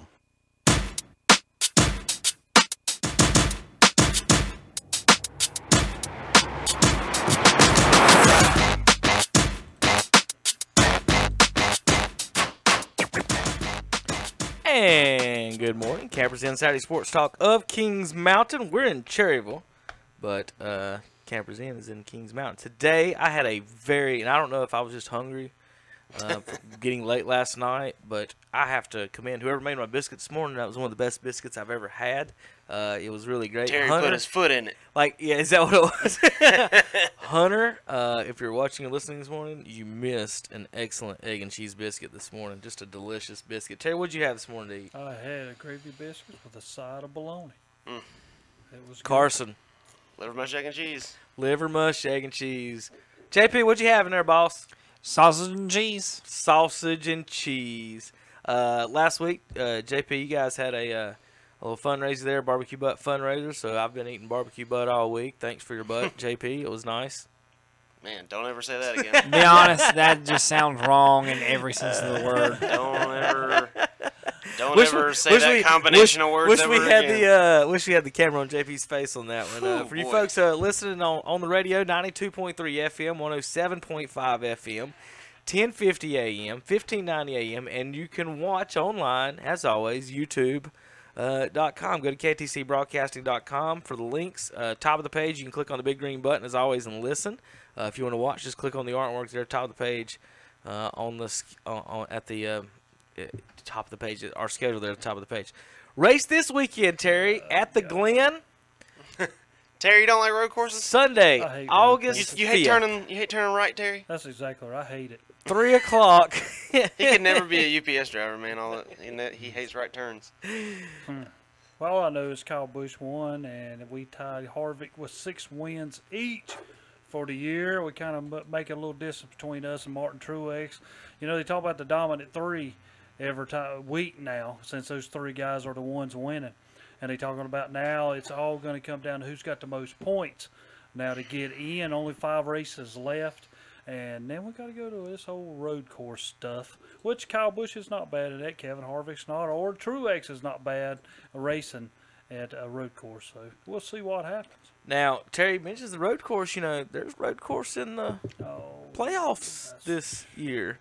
Coming up September 30th in First Charlotte. in there. See, that does not make any sense to me. me. The biggest wild card of all time in any sport. That's like, I mean, is it not? What do you compare that to in any other sport? There's no, I mean, every other sport has like a set field of play. Nowhere else are you seeing this field for the first time, and you're going to have to adjust. How about World Series? Game 7 is neutral on a field that's never been played on before, ever, on a like a 70-inch mound. Yeah, and 70-foot mound at 85-foot bases. Or you play on flat ground. Yeah, you're a cricket bowler all of a sudden. I mean, Terry, we're playing in England. That's it. I mean, you know. That's all it is. Another country. Well, I mean, you know, what else would you want? But, I mean, that's surprising. You're going to put a road course in your championship races. It's not a road course. It's a roval. Oh, okay. You're a roval.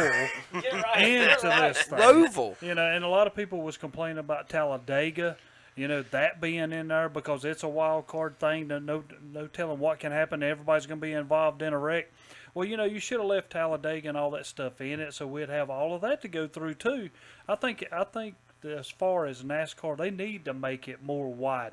Yeah. Let's take some. If you're going to put this in there, then, hey, let's grab Daytona and stick them in it every year, or rotate a cycle. Honestly, this is what we're going to do would, this year. Next year is different. Would you not love Daytona being the last race of the year?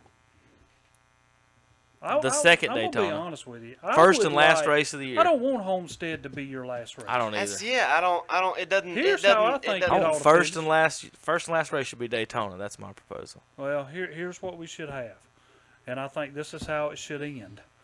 If you want to stick this the Roval last race of the year, right? In it, make it the third race from the end. Your second race from the end would have to be Talladega, and then your last race Daytona. We'll end it like that, and if you can win So out of this, it's whoever doesn't wreck, Terry. That's a rough Whichever 3 one in a row. Whoever There doesn't we go. wreck, good luck. We're not even. That's not even racing. And see me. That's then, actually I want to see if surviving. you're one of them elite drivers that's battling for the championship. Are you laying back? Are you up there in the mix? Yeah. What are you doing? That'll tell you a lot know? about All right, guys. Trivia question, real quick. Name me the top 5 road course drivers since 2013. Top 5 road course Driver rating on road courses. The top 5. Just start naming names. Eric Almirola. No. Montoya. No. Okay. We top 5. Kyle Busch. He's 4th. 13. Just think it. Oh man. Yeah, y'all are thinking about all Go these ahead. road course drivers. Who Yeah. just think about who's doing good now? I mean, Jimmy. Just start naming the drivers that are It's doing not well. Jimmy. No. He's not good on road courses. Okay, you already named one. It's my time. Yeah. Go ahead, Terry. Just take it away. Take it away, Terry. Yes, he's 3rd. Martin Truex. He's 1st. Truex is number 1 in road course rating since 2013. Kyle Busch is 4th. Kevin Harvick 3rd. Who's Clint 2nd, Bowyer. Terry? No. 2nd is the other Busch brother, Kurt. Now, I know y'all ain't going to guess number 5. I'll give y'all each one more guess. It's random. AJ Allmendinger. You saw my list. No, I didn't. I did not. I did not. I guessed that. Yes. Allmendinger, number 5, the Dinger. I felt it deep down in my soul. Dinger ranks 5th in road course driver rating since 2013. That's not just, last 2 years or something. It's That's just 5 years. But now think about what you just said there. Who were the 3 dominant drivers this year? They're in Bang, this bang, and bang, yeah. All three of them up there. Yep. Well, I mean, it doesn't feel like, it felt like we used to have road course specialists. There were guys who... Boris said. Terry, are any the of those... guys who only races 3 times a year and they're all road courses. Are any of those Chevys? No. No, not a one. Sure not. I mean, who was the last... Toyota and Ford have more horsepower. They do. Yeah. Well, I mean, when was the last time you had a good road driver in a Chevy? Like Jeff Gordon when he was... It had to be Jeff Gordon because Didn't Dale Jr. He's was never a good, no. Well, he was a good 8th to 15th. Yeah, I mean he was right there in that bunch. in the middle of the pack. Yeah. Jimmy's right in there at 10 to 20, something like that. But I mean, about yeah, every Jeff time Gordon's the only Chevy driver I can ever think of being somewhat successful on a road course. All right, looking at the standings right now, Alex Bowman 16th, Jimmy 15th. Now it's almost hard to miss the playoffs, so you got to have a bad year, really. Those are 2 Hendricks guys right there. Yeah, there's a lot of Hendricks guys. Hendricks not the same, man. Look, Jimmy don't even have a stage win. Not a race win. He don't even have a stage win right now. And so, and what I just say about the Chevys, top 5 since 2013, not one Chevy. Come on now. So we know what's going on, and these Chevy guys are falling behind. We talk about Jimmy Johnson. I would like to know how many, and I guarantee it's less than 50 laps that Jimmy probably has had to lead. Oh, He's yeah. led some, but not much at all. Yeah. 14th right now, Eric Almirola. He's got 1 more point. Jimmy's got a stage win. So he's in 14th right now. He moved over to the 10 car, the Danica Patrick car. Chase Elliott at 13th. There's Terry's 3 man. Hendricks guys right in there. In the final 4 Yeah. were there. Kyle Larson, number 12. Denny Hamlin at 11. Denny Hamlin's got 2 stage wins. Salvaged a top 10 at one of his better tracks, says the report, giving Joe Gibbs Racing But he does have a one. top 10 sweep with all 4 of its cars in that race. Ryan Blaney is 10th. So there's you some new young names. Austin Dillon, 9th. He's going to be a name, according to that commercial. It's Andre. That's Andre's favorite commercial, I think. He'll sit there and say it after Austin Dillon, gonna be a name. Y'all gotta see. I would pay money to y'all hear have to Andre see him say that. It's so funny. Eric Jones is 8th. Eric Jones, Toyota Racing, Terry. Toyota. Eric Jones is ahead of Jimmy. Now all these places, I'm looking at these points. They're all only like 8 points. Kurt Busch is 7th. Jimmy had 2,000 points, I think, or 2001, and Kurt Busch is 7 spots ahead of him at only 6 points. So there's not like that much actually splitting these drivers until we start getting up here near the top. Keselowski is in 6th. Joey Logano, now here's where they jump up 8 to 10 points. Just jumped up 8 right there. Joey Logano, he's got 2 stage wins and a qualified Talladega win. Clint Bowyer, he's 4th. The Bowman, 2016 points Here right we now, go. 2 wins. The Elite 3. And then here you go. Martin Truex Jr., last year's champion. 4 wins, 6 stage wins. They call him the Big 3. Kevin Harvick, 6 wins. 10 stage wins. Big year for the number 4 crew. And then, of course, Kyle Busch, the leader right now of 2,050 points, 6 wins, 5 stage wins. So there you go. It's been Busch and Truex and Harvick, but Ken Bowyer, I bet the fans would love to see Bowyer pull the upset out of those. Because I guess people are kind of apathetic to Truex. There's a lot of people that don't like Kurt Busch, and there's a lot of people who don't like Kyle. That don't like Kyle Busch. Well, Yeah. don't like Kevin Harvick. A lot of them are in Denver. There's a lot of people that don't like Kevin Harvick. So, you know, as far as the top 5 goes, and there's a lot of people who don't like Joey Logano. Clint Bowyer is about the only one that people kind of just. I don't know if I know anybody that says I don't like Clint Bowyer. I don't you know anybody, either. Terry? I mean, you know anybody wants to cut I'm Clint say, Bowyer? That's like a few years back when Martin Truex finally won a race, and everybody was like, "Hey, man, you know, appreciate him on account of his girlfriend was going through cancer and stuff like that." You know, and everybody was happy for all that. But he continues to win, and now I find people who don't like Martin Truex because he wins all the time. You know, and I'm like, okay, you can't have it both ways. That's the one thing I've never got if about you're a NASCAR winner, fans. people don't like you. NASCAR fans will be the first to complain about somebody winning. I've never heard that in any Well, there's other a 1 in sport. 43 chance your guy didn't win today. That's well, what now I'm saying. 1 in I mean, 37 nowadays. But you have to have people like Kyle Busch, and I guess that's the reason, because he likes to win, and he's going to do whatever it takes. And then when he does win, he's going to get on there rubbing his eyes like, quit your crying, you know, I mean, to people. And people don't like that at all. Like, heck with you, man. You know, I mean, like Kevin Harvick, when he finally bumped him the other week and knocked him out of the way, when he won, everybody in the whole place was just screaming. Yeah, I think he had knocked Kyle Busch out of the way. I think golf would be more exciting if you could somehow incorporate like teams and the logos more. You know what I mean? Like 3 guys. Well, that's Team FedEx, and the UPS guys hate them. You know what would be funny about golf? And the USPS guys, Yeah. you know, You if you had teams like that. You're coming down to your last holes, and you're the furthest guy back. Take your golf shot and try to knock out the dude in front of you because he's ahead of you. You know, take a shot at him. Why not? I mean, Yeah. You talking full contact? Yeah, man. Attack golf. Next thing you know, they had to have helmets. Listen, you might be 100 yards away, but you're gonna whip out a 3-wood. Yeah. And take a rip at somebody's face. So silly. All right, we gotta take a break. JP, you up and awake in there? All right, Terry, who you got to win the race this weekend? Oh, I'm gonna say Kevin Harvick. You picking the Dinger? I'm gonna go the Dinger, man. I'm feeling it. I'm gonna pick a Busch. K. Busch. That's as good. K. Yeah, Busch. there you K. go. Busch. Gives you 2 chances. Yeah. All righty, guys. We'll go take a break. We'll be back in just a few minutes. KTCBroadcasting.com.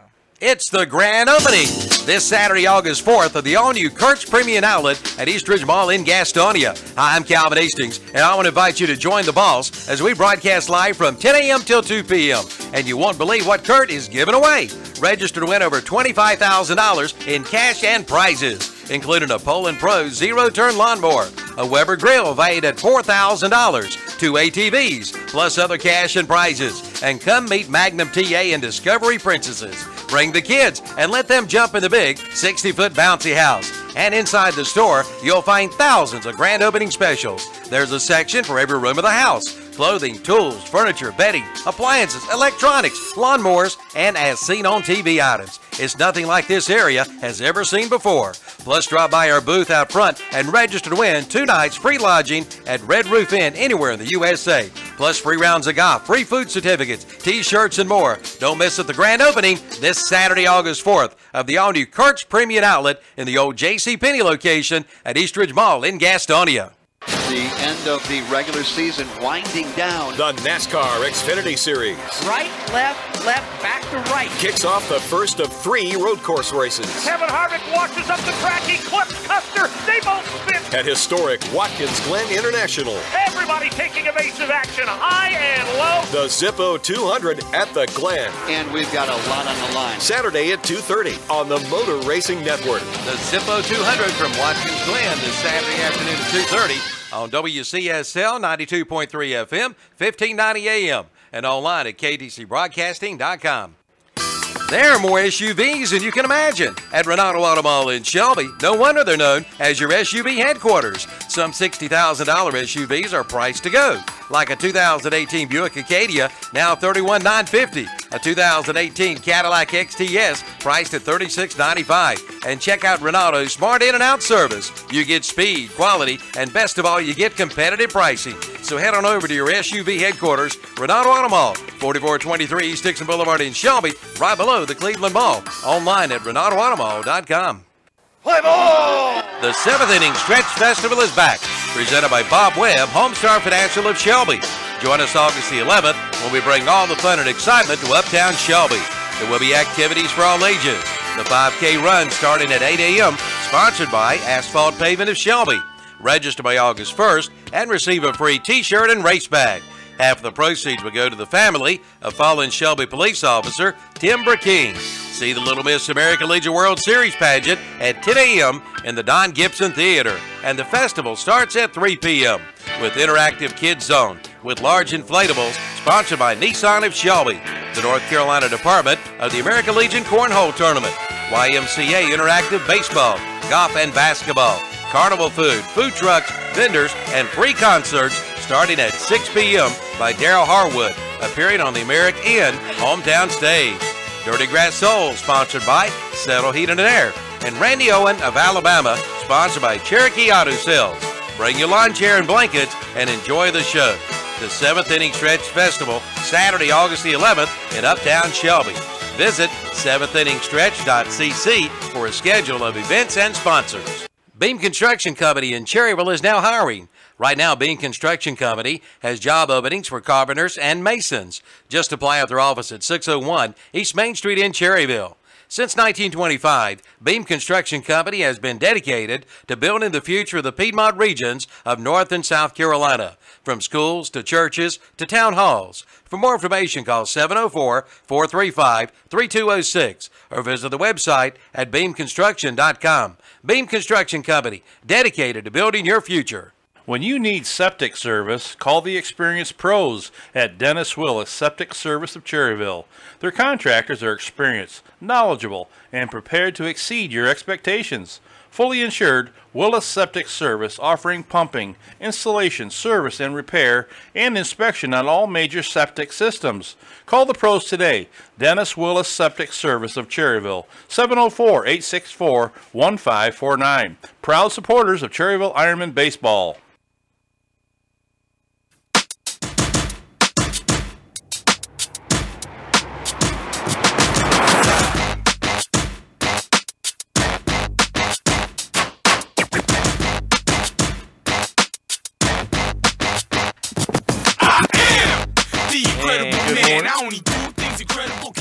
Welcome back. Campers Inn, Saturday Sports Talk. Kevin Hastings along with Texas Terry Reinhardt and Gastonia.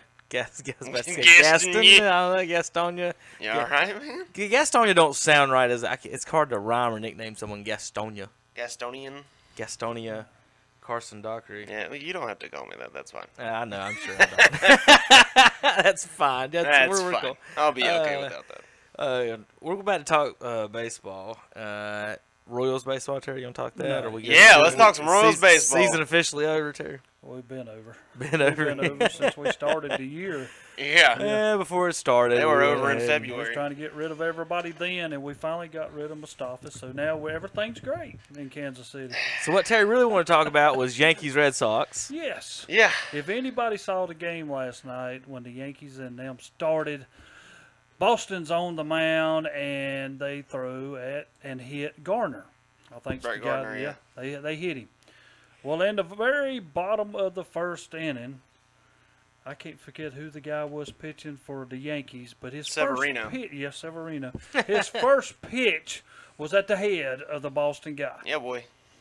It's a rivalry. And, yes, and you talk about rivalries. This is what it's all about. Terry, see, the thing I took away from last night, and this is just me being somebody who works baseball games a lot, a 2-hour and 15-minute Red Sox-Yankees game. That's the most beautiful thing I've ever heard of in my life. So fast, so 2 quick. hours and 15 minutes Terry, for a baseball Would you game. be upset if Cam Newton threw a football at somebody's head? I think a quarterback should do that sometimes. If you're getting through the line so many times, I'm gonna hit you in the head next time you come through. Yeah, if my just guy throw it- cannot throw go, it or straight I'm at somebody's- gonna hit my daggum guard or tackle or somebody in the back back of of their the head because you cannot stop the guy. I'll be honest. I'm not naming names, when, where, what. I may have participated in. If the defensive line is blowing it up and they keep coming through with their hands up, every now and then a football may hit a big fat belly. Really? Why not throw Instead it? of take a sack, Why you're don't- going to catch one right in the gut.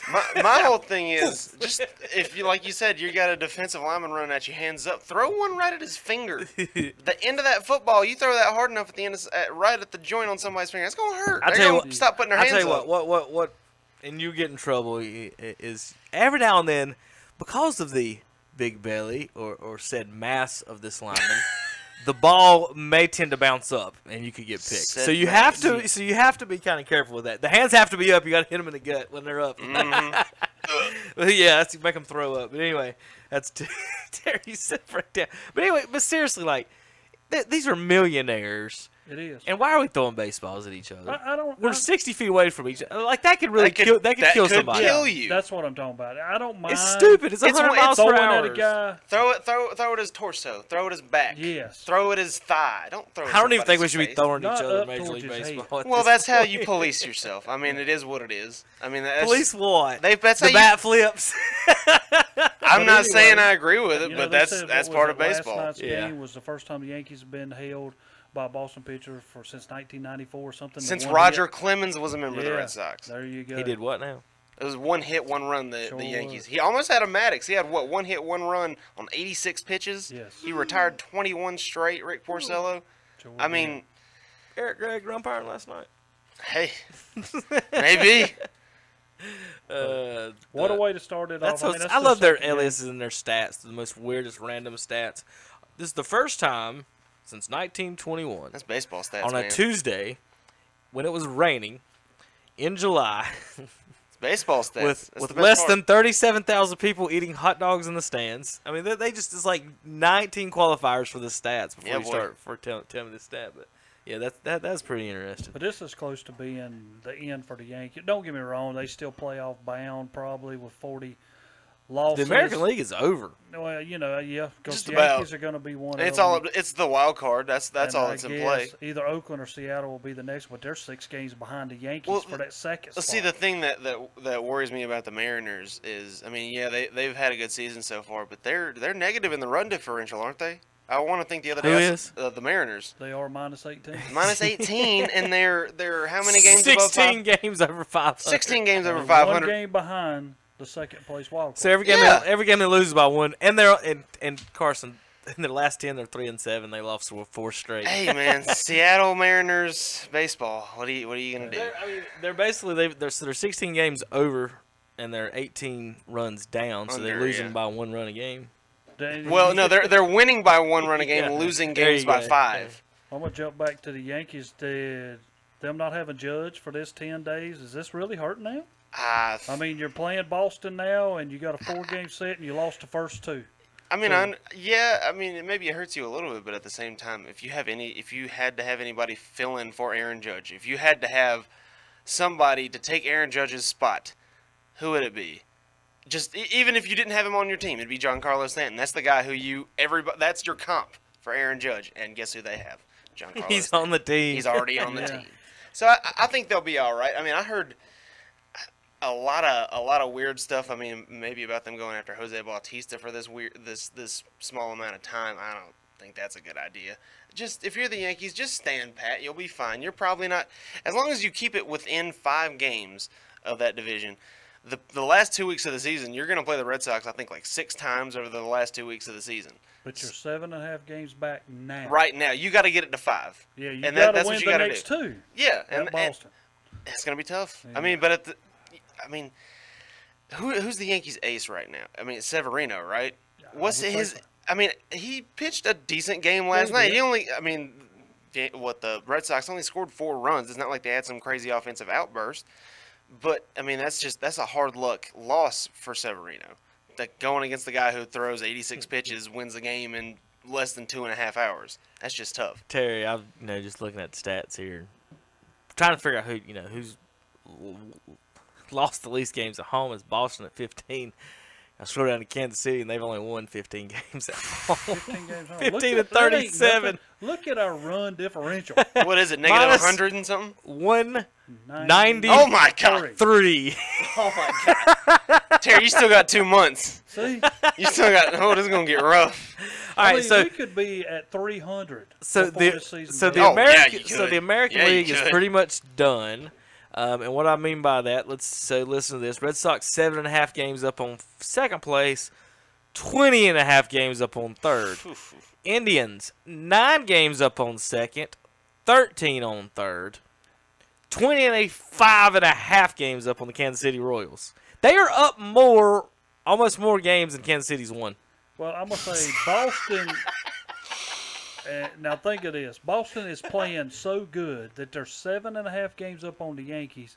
Yankees are in that first playoff spot. Or first wild card spot. No, they're not. Games. Yankees are in the wild card. Yeah, so I was about to switch over to the wild card. 4.5 now, Terry. Okay, since they've been getting beat. Over Oakland. So Yankees are in the wild card. Oakland's in the wild card.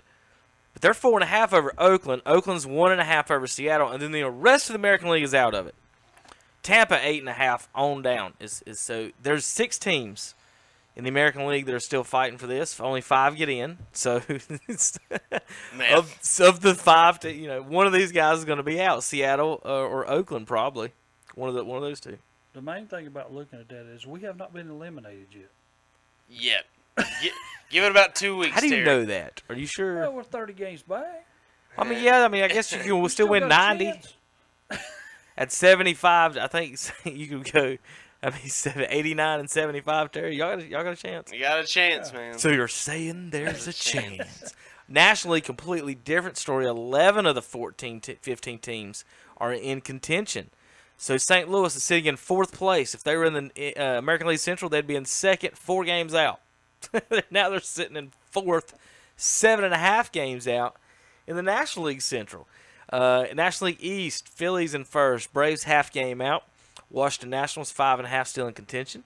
Cubs are in 1st in the Central. Brewers 1 game out. Pirates and Cardinals hanging on like hair on a biscuit for that Central, but it looks like they're going to have to go for the wild card. Well, can we just talk about the fact that the Pirates, a team that everybody probably thought were going to be sellers, traded for Chris Archer?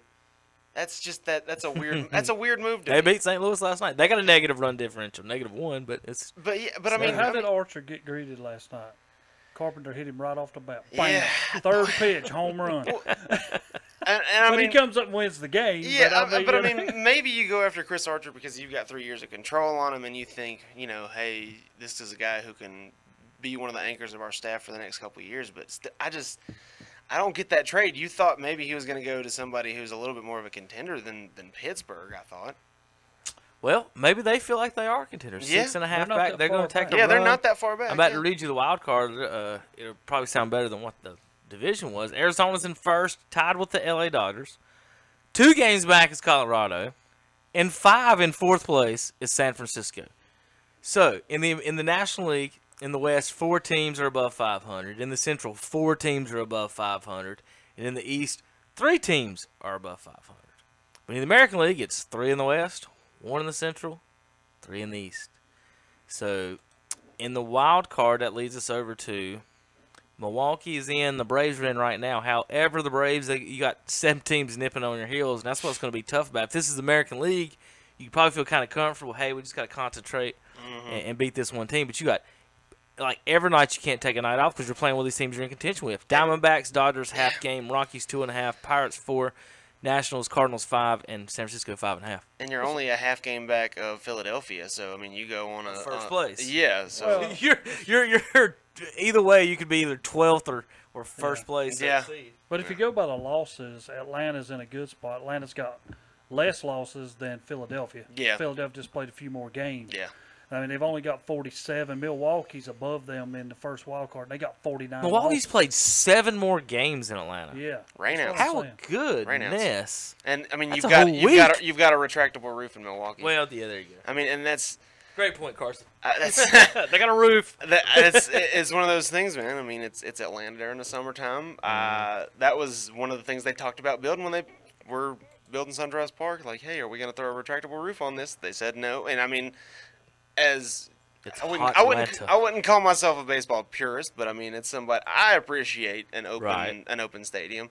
But at the same time, you're a professional baseball team. People are paying money that might not be in town for whenever you have your makeup date. Why not just slap a retractable roof on there? And if you are playing the big money to go to these games, do you want to pay $150 to sit in the 95-degree heat in a plastic chair for 4 straight hours? Yeah. So there's all kinds of things you got to think. Peel yourself off There's when some you point the money gets so expensive. Right? Do I want to pay $5 to?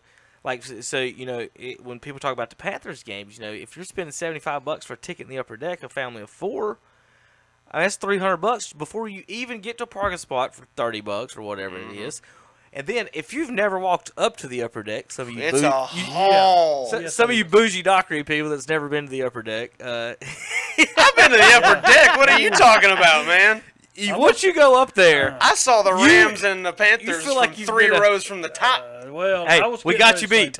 The WCSL KTC Broadcasting official tickets for the first 15 years of the Panthers were next to last row in the end zone. Yeah, boy. Next to last row, not the last row. We didn't want to sit all the way back there. God, no. Next to last row. We weren't all the way in the back. One of the worst places I've ever been is we went to play the World Tournament in Cincinnati, Ohio. And we went Cincinnati's a bad place, Terry. Yeah, we went to Cincinnati at Riverfront, and the upper deck, I mean, it was like looking straight down. I've been in Bush. I know. I know bet what I'm it's saying? kind of like I did the not same like thing. that, Yeah. and I was a grown man, and I did not like looking straight down. Straight because down. you bumble one time, you're falling. You're down gone. that thing. You're gone. Fulton County was the same way. For you folks that remember Fulton County, once you get up in those upper decks, even the Turner Field was kind of like that because they built that for the Olympics to cram all the seats. No, you scared you might die. Yeah, it's in your head that, you know, I sneeze, lose my balance, I'm gone. I mean, sneeze. I'm trying not to laugh at that, but picture someone sneezing going down the steps and then down they go. And just what are you gonna do? Get in front of them? I will say this: it was one of the greatest games I'd ever seen because when we were up there, we were sitting at the top, and it was raining, and everybody was leaving, and we was like, "Hey, man, let's go down." I mean, free nobody's here. seats. So we got up and went down, and we got into like 4 steps back from where home plate was at. Yeah. And we were sitting there, and I can't think of the guy's name that pitched. The usher? Oh. No, he ended up pitching a complete game for it was the Dodgers playing Cincinnati, but he pitched a complete game for Cincinnati. Now, I cannot think of Bronson his name Arroyo. right now, but we took pictures and everything. But Tommy Lasorda got thrown out of the game towards the end. But the people who had our seats come walking in towards the end because it was getting ready to be a perfect game. And they walked up to us, and they looked at us, and we said, "Oh, no, we in y'all's seats." And they said, "No, just sit there. We'll sit behind you. These Ain't people nobody are not there, coming." yeah. That's what they told us. They said, "Sit there." And we said, "Well, we're from way down in Lincoln in North Carolina." And they said, "Enjoy your seats. We'll sit behind you." Good. And I was like, fantastic. But, you know, we saw history in Cincinnati that night. But to me, it was great because if you ever, again, like these guys are saying, been in them nosebleed sections where it's straight up. That is not fun. That's, I mean, it's a long way down. That's an anxious experience, man, watching a game like that. Like, I mean, part of it is a really good angle and you get a good view of it, but at the same time, it's like you said, Terry, you'll look down one time and it's almost a vertigo feeling. I will tell y'all something that is surreal about that, Terry, and think about that feeling you had sitting in Three Rivers in the upper deck. Ain't that Three Rivers? Yeah, it was. Yeah. Or is that Pittsburgh? Yeah. Well, anyway. Think about sitting in the upper deck right there. St. Louis is pretty much the same thing. Cookie cutter, the Bush, the original Bush with the AstroTurf. Bush 2. So, yeah, when McGuire was there, it was Bush 2, I guess. Or so, you know, Big Mac Land was in the middle section, not the actual upper deck. So we had tickets one year, and, you know, during batting practice, you'd go down. And, you know, there was lines and lines for batting practice. It was crazy. So it'd be filled. And I always tell people, so in Atlanta, if you remember Turner Field, they hit the home runs. They would go out in the lower section. Atlanta was a big park once they moved out of the launching pad. Nobody almost ever hit it in the upper deck over there. Yeah. So during batting practice, we went down and saw him in Atlanta. Sheffield just peppered the seats where we were at. Klesko and all of them were hitting right where we were at. Edmonds. McGuire come up. We didn't sniff a ball. Except the first one, though. The first one, I will say this. He hit a line drive, and it hit a seat like 10 rows back, and they were navy blue seats. He bent the plastic in the seat, and it was like white. Yes, exactly what happened. Every pitch after that floated over our heads. Like, it just looked like it was on the moon. It's how far these balls go that they were hitting. And then I was in St. Louis for a game, and they cut off batting practice early. Or they didn't get started till late for batting practice. So when McGuire got to hit, we were already in our seats, and we happened, I don't know how we got it. We were basically hugging the foul pole in the upper deck. Like the very upper deck, the foul pole is sitting a foot in front of me, so I'm standing on the foul pole. And he's hitting bombs in the upper deck in batting practice up there with us. Now think about just how high you were. And the ball to rise that way, and he wasn't hitting them right down the line, of course. So he was hitting them in left center and towards center, and he was hitting them a couple up at the scoreboard. And just to see a ball get up where you are is crazy, and then it floats by and lands up there. And so in the game, they hit pop-ups and they go high, and they're like, "Is that out of here?" Because you just saw McGuire hit it out, and it lands like barely past shortstop. And you're like, it just makes you realize how far that dude was hitting those balls, and to be up there that high, just imagine Terry, a ball is landing up there. It's just it's unreal. It's just in person just to see that. All right, we got to go. JP, I do have my Mike Trout hate stat of the day for Carson. Here we go. Before we go, let me point out the flaw in this logic real quick. Don't worry. There's going to be a good one. Let's see. In their last 9 at bats, Mike Trout, with runners in scoring position this year. Well, they've only had. Okay, let me try to Here get we this go. right. Good Here we go. start. With runners, great start. With runners in scoring position this year, Mike Trout only has 6 hits this whole season. Max Scherzer is 6 of 9 with runners in scoring position this season. You can't put guys on in front Max of you, Scherzer is 6 of 9, and so is but Trout, you know what he is? He's 6 of 23 with runners in scoring position. Baseball numbers, that's not that bad. I mean, that's between Max Scherzer, between is on 250. fire. Well, I mean, you got to pitch around Max Scherzer next time. I mean that goes into. I mean, you can't put guys on base in front of you. I wonder how many of Mike Trout's home runs this year have been solo home runs. I don't know. That's a good question. The Angels are not very good. Call up Elias for that stuff. Yes. All right, that's our break. We'll be back. We still got to squeeze in some football, NFL. It's time to talk. I got my Browns jersey on. Saw the Panthers practice last night. Me and Austin, we were going in. He's like, and then Zai and Andre, of course, are Buccaneers fans, and they're like, guys, we're not Panthers fans. Why are we going to this? And we're like, shh, we're secret spies. After the practice, we got to call the coaches in Cleveland and Tampa and tell them what the Panthers are doing. And they got all excited about it. And just about that same time, y'all wouldn't believe it, but the news helicopter flew over. So they're like, oh, gosh, they're looking for the spies. So we were secret spy scouting last night. Watch out, Carolina, because they got to come to Cleveland. I'm going to tell him that y'all going to throw swing passes. We'll be back in just a minute. KTCBroadcasting.com. Dr. John L. Cloninger III of Lincoln will brighten your smiles with professional cosmetic dentistry and smile enhancement procedures for everyone. Even Duke fans will smile at the work of this Tar Heel. The office of Dr. John L. Cloninger III is located at 904 Doncha Drive. For an appointment, call 704-735-0765. That's 704-735-0765. And John III says best wishes to all high school athletes. Maybe a punctuation mark on a career night.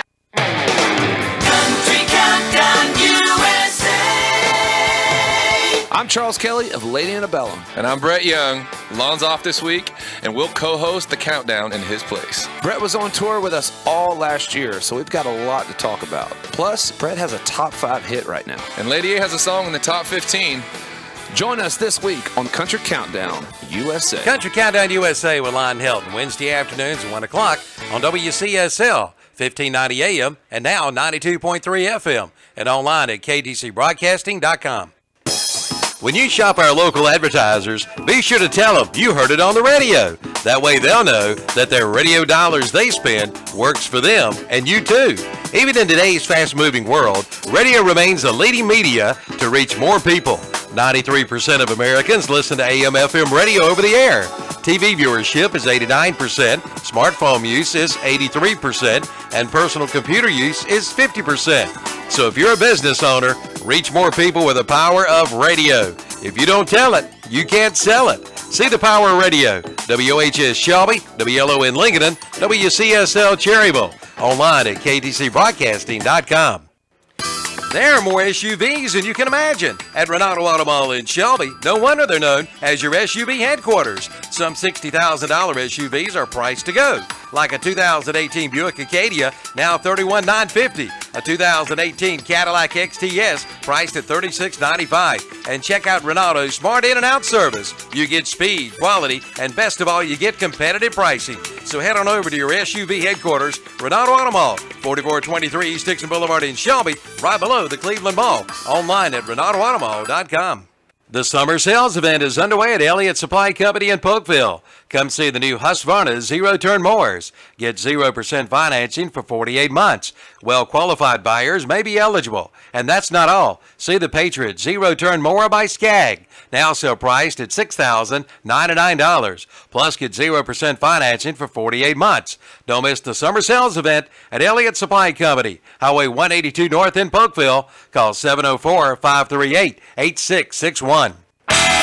Hurry into Campers Inn RV of Kings Mountain for our August Adventure Blowout Sale.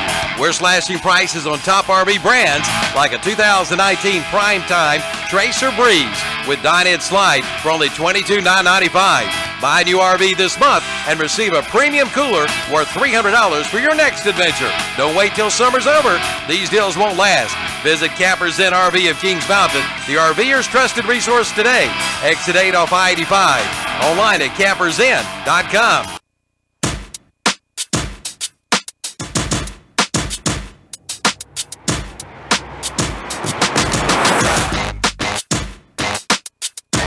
City in West Virginia. It's turned out, 5 or 6 NFL guys.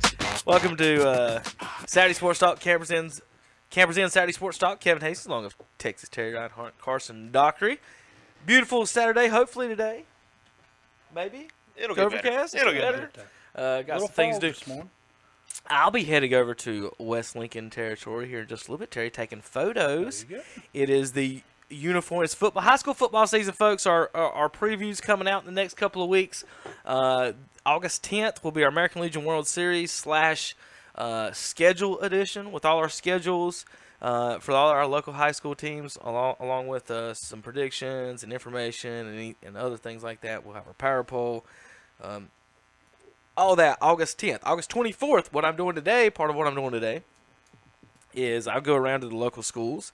And so let's say West Lincoln and Lincoln, say if you got 6 uniform combos, I take 6 seniors, and we take them out on the field, and 1 in each combo. We take some action shots, a couple standstills. Anyway, take pictures of the seniors so they can show off their uniform combos. Because every year, a lot of teams get new uniforms. We get new helmets. So, some of our helmets in our show might look a little outdated sometimes, and we try to keep up the best we can. But we like to feature some of the seniors in the uniform. So today I'll be going out to West Lincoln, see Coach Sane and the guys. I'm excited about that. I remember going out there last year during a practice. Guys were working hard, sweating it up. I think today, am I going before or after practice, West Lincoln Day? You know what time their practice is today? Because there's a lot of teams practicing today. Some teams are practicing early. Some teams are practicing this afternoon. Yeah. After that, I'm headed over because Lincoln's practicing at 10 o'clock. I'll be headed over to see Coach Ledford Gibson and those guys this afternoon at 12 right after West Lincoln. So today I'm taking care of West and Lincoln. I still got to get in touch with I've almost got set up with Leibowitz, and I still got to get in touch with North Lincoln. We called them, and I ain't got my time yet. I'll be over at Bessemer City next Thursday, Monday Shelby, and then I'll be setting up. So if any of you Crest, Burns guys are listening, want to send me an email and tell me when I can come by and take some pictures at some of those. We're going to set those up here in the next 2 weeks. We'll have that August 24th. The uniform edition will be August 24th. Check that out. Every Friday, 5:30 to 7, Terry Reinhardt, Carson Dockery, Witherspoon Insurance pregame show along with Shannon Allen. They'll be breaking down and previewing each games of the week and the games that we have on KTC Broadcasting coming up. Let's go over the schedule real quick. August 15th, we have 5:30 to 7 Witherspoon Insurance pregame show. 7 to 9, we'll have Shelby Golden Lions hosting Freedom on WHS and YouTube. Thursday, we'll have American Legion World Series action beginning Thursday. We'll have 4 games with that. The announcers that day, Calvin Hastings and Charlie Cavanis, will have Game 1. I think Ken and Tim will have Game 2. And then the Cleveland County guys will have Games 3 and 4. Terry will be on a game, Carson Dockery. Let's see, Philip Russ, Jason Sane, myself, David Allen Jr. There'll be Andy Foster, Tim Foster, Rob Roop, Brent Pasco, Jeff Jones, Derek Smith, Tom Sinofani, Derek Smith, Richard Walker will be joining us a game. Almost about everybody. I've about got them all in there. So if I forgot somebody, Steve Robey will be, of course, playing the commercials back here at the studio. So if you're in the Cherville area, bring Steve a drink or something to eat. No sugar. Keep the sugar away from Steve. But other than that, he's good. Alexander Central at Burns will be on Friday night, and Crest at South Point. Now, we will not have radio Friday night, August 17th for football because we'll have American Legion World Series coverage that night. Game 1 will still be on all the games except for one. The whole week will be on all 3 stations. The one game that is not is the Friday night 7 o'clock game. That'll be on WHS only during the football Friday night. So you Burns and Crest fans will have to watch on YouTube only. But we will, hopefully, if the weather permits and the baseball don't get delayed, we will join WHS. Will join the the Renato Automall postgame show that we will have Friday. So the pregame show week 1 is Wednesday. Postgame show is always and will be still this Friday. Will be on Friday. Our first broadcast will be August 10th at the Cleveland County Jamboree. We'll be practicing and getting used to what some of the things we're doing there. So don't forget on Friday. That's the weird day for us on KTC. August 17th, a little bit this year because the American Legion World Series same week. Burns and Crest fans watch on YouTube. American Legion World Series will be on WHS. Kramer at Lincoln will be on WLON. That will be a big game, and as well as Cherville at Bessemer City on 1590 AM. That's an endowment game, not the official first game, so it doesn't count towards the conference. But they do make money, and we will broadcast it. So we'll have that game as well. And Terry and Carson, looking across that board first week, there's, let's see, 5, 10, 14, 19 games, I think, on our board. And I would say close to 15 of them should be really, really good matchups. What do you guys think about that? I mean, I think you're right. I think the obvious headline in week 1 is going to be Crest South Point. Freedom Shelby is no slouch either. I think, like Terry said, drawing in West Lincoln, that'll tell you a lot about both of those teams early. And Kramer going up to Lincolnton, I think Stuart Kramer, they've done a lot of firsts, in these first couple of years. At this point, it's about building on that now. And Coach McMillan is a good coach, one of the best guys that I've ever met coaching wise. And I think it'll be interesting just to see what Kramer does. I feel like every year they've gone in with one quarterback, and they've always ended up with Jalen Rockamore. It'll be interesting just to see how their offense plays out, just because, I mean, it seems like they always want to have a big passing attack, but then as the year goes on, they sort of turn into a power running team. It'll just be interesting to see how the Storm plays out. Yeah, and when I'm looking at it, I look at new coaches at North Lincoln. What can he bring down there? Newton Conover the same way. What can happen there? And I also like the draw on West Lincoln game. I think it's a statement game for West Lincoln to prove that they can be one of the top teams in the league. I mean, you got to get started off right. Other games on the list, I mean, when I look across, I like Chase. I want to see what Chase has got. And, you know, some people say, why Chase? Well, I just want to see. I mean, it's one of them things. Yeah. I want to see. I just want to see, Mama. That's it. I just want what you got. Or can I go ahead and say another loss versus Shelby? You know, but, you know, want them to have a competitive season where they can play with Shelby a little bit. I don't think they're going to be able to, so I think that streak will continue. Other teams, I mean, Mountain Island Charter, how good are they going to be? Another thing coming up, all them teams out there, Pine Lake Prep, Union Academy, Community School of Davidson, you know, or will Bessemer City. And that's what I think is very, and I meant to tell Coach Russ that, and Coach Boone, what they have done over there, even through all of this time, Cherryville and Bessemer City both have been able to play against some of these teams that are like that are charter schools that are in this league. Bessemer City, like he's saying, won it 3 out of the last 4 years. Or at least a share of it. Yeah, I mean, when you think of that, you're like, well, I mean, you know, they're not as equivalent or better than them at coming into this, and that's a plus, you know, when I look at it. And another one that sort of we talked about earlier, East Gaston and North Gaston. I mean, that's two teams that, I mean, they're obviously probably not going to be in the running for their respective conferences. East Gaston is going to be in the South Point Shelby Conference, North Gaston in the Big South 3A. But we talked about it last year. That first game of the season was very exciting offensively. It's two very different styles of offense. East Gaston, they like to spread it out wide, maybe get 5 wide receivers out on the field. And if they've got a quarterback that's serviceable, they can put a lot of points up on the board. North Gaston, I like to say that they sort of run the Dallas version of the Red Bone. It's a triple option attack, and it you know, if guys buy into that style of play, man, they're tough to beat, and they hold on to the ball a lot. Last season, like we talked about, over 800 yards of offense between the two teams, 35-31 final. I think that could be as exciting of a game as any on the board right now. Yeah, and another one, Shannon was in here a couple of weeks ago. Me and him had a difference of opinion of East Rutherford. They're playing South Stanley. I don't even have no idea what South Stanley has. You know, so I think this is a game East Rutherford can win. Yeah. But, you know, we'll see how that goes. I think this is a downfall year for East Rutherford, but we'll see if Shannon thinks not. Yeah. So, you know, it's a good football season coming up. Another team that's got an open week to start it off the bat, Ashbrook. Every time I say Ashbrook's going to be good, they falter on me. And every time I say they're going to win, then they lose, or they're going to lose and then they win. You know, well, would this be a year that Ashbrook, and Carson, you know more about them. Yeah. Is it going to be a good year for Ashbrook? I think Ashbrook, they've got a new coach, second year, and they've got a lot of, I think Ashbrook has one of the more deep, just, their assistant coaches could be head coaches and have been head coaches at a lot of different places. Ashbrook is a team that is, as long as British Brooks is healthy and can walk, that's going to be their offense. I mean, that is as simple as that. I mean, they pulled, I can't remember their coach's name off the top of my head, but he was a South Point guy. So they are all about running the ball. They're not necessarily going to be a pass-happy offense.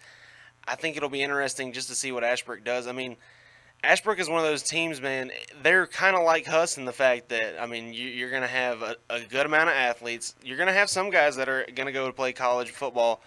But, I mean, it's like Huss in the fact that it's hard to predict, especially we're sitting in, you know, the first week of August. It's hard to predict teams like Huss, Ashbrook this early because a lot of things can change. I mean, these are two teams that, Huss and Ashbrook, that don't really, I mean, they've got an identity, but they are not set in that necessarily. They are open to change, and I think it'll be interesting just to see how those two teams progress over the course of the season. All right, guys, I am so excited about the football coming up in just 2 weeks. Baseball season's officially over. I guess on KTC for our local teams, we still got the American Legion World Series to do. Still have Atlanta Braves baseball to do. Yeah, Hopefully man. they'll make a playoff run, so we'll have baseball through the rest of the year.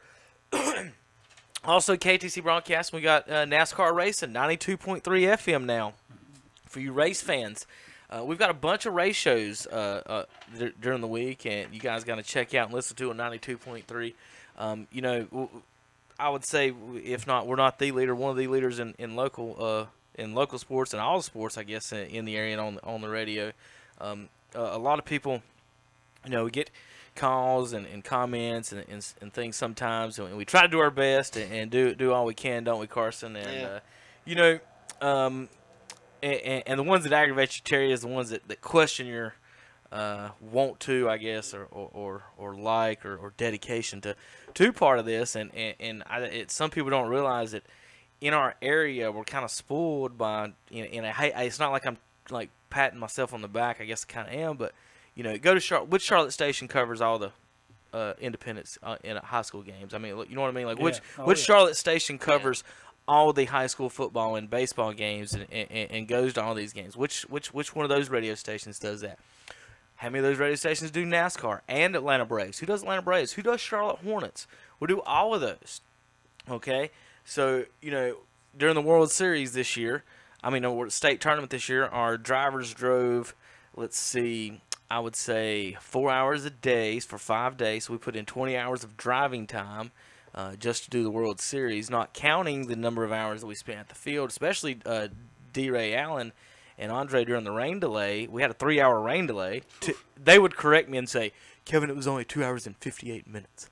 But, Carson, it was 3 hours. We had a 3-hour rain delay, and, you know, so these guys do the best they can. It is volunteer, or not volunteer work, but it is part-time. It kind of is volunteer, but they volunteer part-time, and we do the best we can. If somebody makes a mistake and mispronounces your kid's name wrong or says the wrong kid's name, it was a mistake, guys. Nobody's coming. We're not paying. I'm not paying Terry to come out here and say that he hates one of these kids playing and mispronounce. Terry, you mispronounced his name wrong on purpose or anything like that. So we try to do our best. We will correct it if we mess up. Just let us know kindly. Don't call us evil for messing something up or saying we don't care after driving 20 hours. You don't care to get it right. So those are fun. But we do get tons of comments. Not all complaints, but Carson got a couple of nice comments down. Tom Sinifani, if you're listening, we got some comments on you, nice comments on you for the tournament, and all of the guys that worked hard and went down there and did a good job. So talking about all of our announcers, I've got the list here, and let's go over the World Series schedule real quick. Game 1, Mid-Atlantic versus Central Plains, Calvin Hastings and Charlie Cabinets, 10 a.m. Thursday. Game 2, 1 p.m. On Thursday. Mid-South versus Northeast is Tim Johnson and Ken Link. Southeast versus Great Lakes, Game 3, 4 o'clock, Andy Foster and Tim Foster. And Game 4, 7:30 p.m., the Northwest versus the Western. That's Tom Sinifani and Matt Royster. So what these guys will be doing during the games, Calvin will be previewing the whole weekend and everything going up. So, you know, this is a World Series broadcast, so we do got to concentrate on those teams. But with football coming up and all of our other broadcasts and everything else going on, we've got to keep you guys notified on what's going on during the day. So this will be our best chance to do this during Thursday's game. So Calvin and Charlie will talk the whole World Series, give you a good pregame show, and of course, high school football. Tim Johnson and Ken Link, they'll be talking a little Lincoln County football during their game. And then you got Andy Foster, Tim. They'll be breaking down some Crest Chargers football. And then Tom and Matt will be talking a little Burns football during their game, of course, in Game 4. Then Friday, the Shelby guys, since they played on Wednesday, Brent Pasco and Jeff Jones is going to hold down Friday night for us on KTC during the World Series. They'll have both games, Mid-Atlantic versus Mid-South, Central Plains versus Northeast. Only 2 games on Friday, 4 and 7. So 4 games Thursday, folks, 2 games Friday, 3 games Saturday. At 1, Great Lakes versus Western will be Derek Smith and Richard Walker. Carson Dockery and Terry Reinhardt at 4 p.m. Game 8, Northwest versus Southeast. So you guys may get a local team. There's two South Carolina teams and a North Carolina team in the Southeast tournament, so a good chance to get one of those teams in here. Mid-South versus Central Plains, Milton Baker and Danny Aker will have the nightcap on Saturday night. Sunday, myself and Jason Sane will have the 1 p.m. game. At 4, Tim Foster and Robbie Roop, and at 7:30, Philip Russ and Shannon Allen. 4 o'clock Sunday, Milton Baker and Danny Aker. Aker and Baker on the tag team for the 4 o'clock game. Those are semifinals. Mondays are the semifinals. So 4 o'clock and 7 for these. Milton Downey 4. And at 7, we'll have a special David Ray Allen Sr. and David Ray Allen Jr. So Junior and Senior are going to do the 7 o'clock semifinal game that will lead to the championship game. And the championship game, we've got Andy Foster and Rob Roop down for that. So there's our announcer schedule. They may have 1 or 2 changes, but I think that's close to final. Got to make sure everybody's good to go on that. We've got our football meeting. Our annual football meeting is this week, folks. That means it's football time. We're excited about that. Just a good time here in KTC. A couple of quick notes.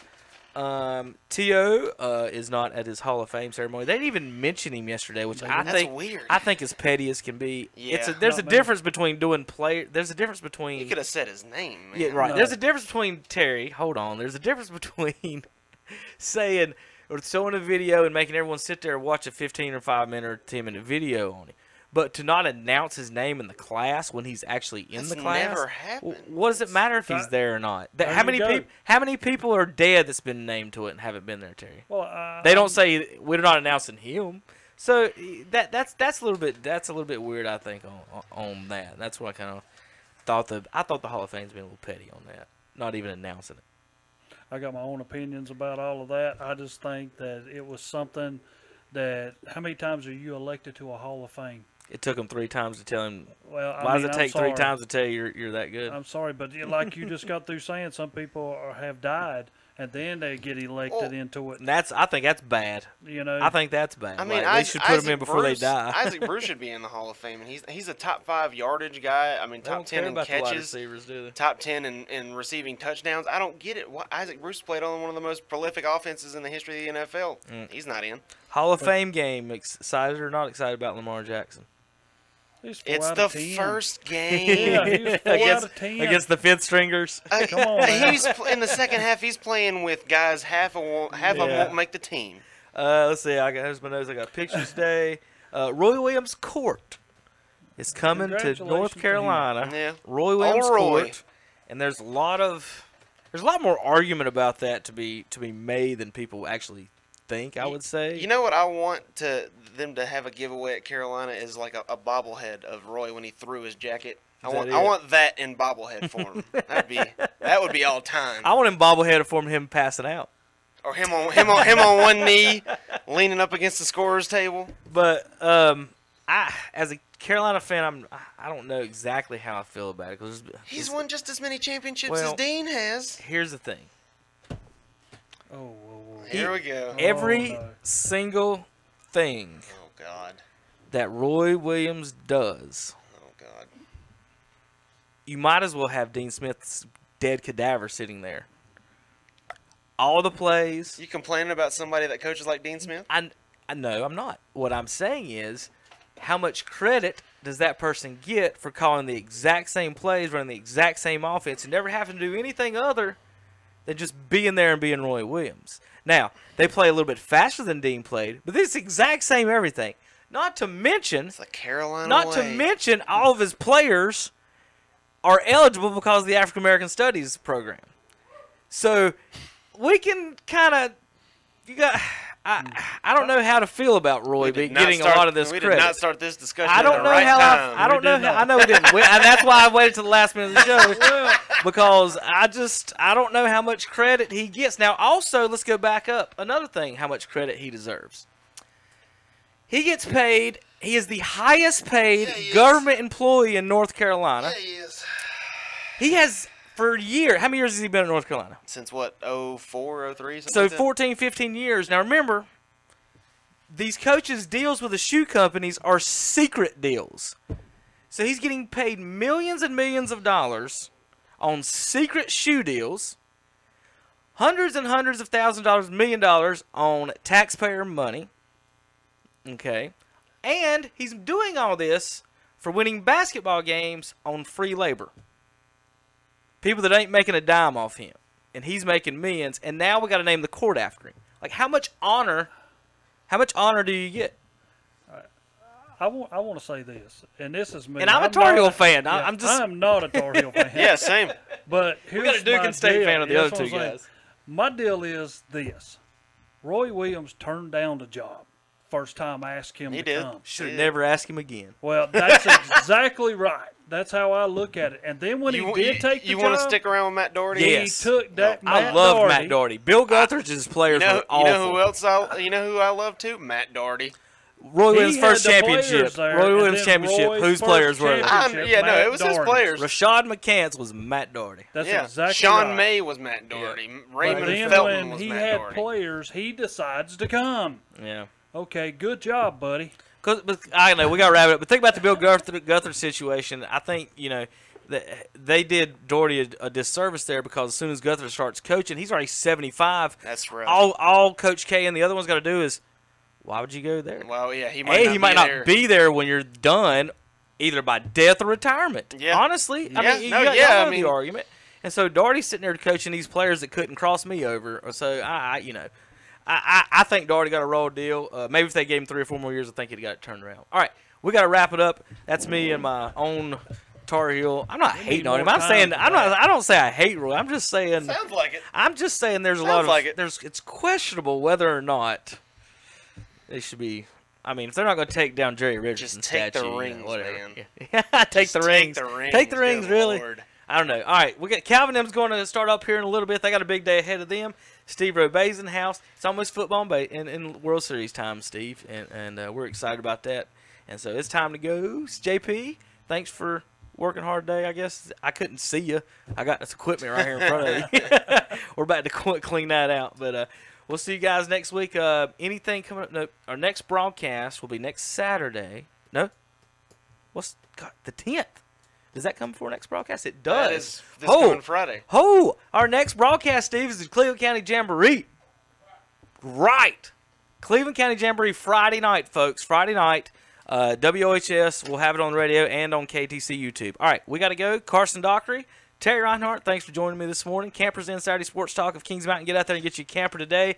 And if you're up in the Lincoln and Vale area, get out there and get you some lunch today from Mitchum's Kitchen. All right, we'll see you guys next week. KTCBroadcasting.com. Quitting time? Who says it's quitting time? I said it's quitting time. I was the foreman. I was the one says when it's quitting time at Terra. Quitting time! Quitting time! Say, kids, what time is it?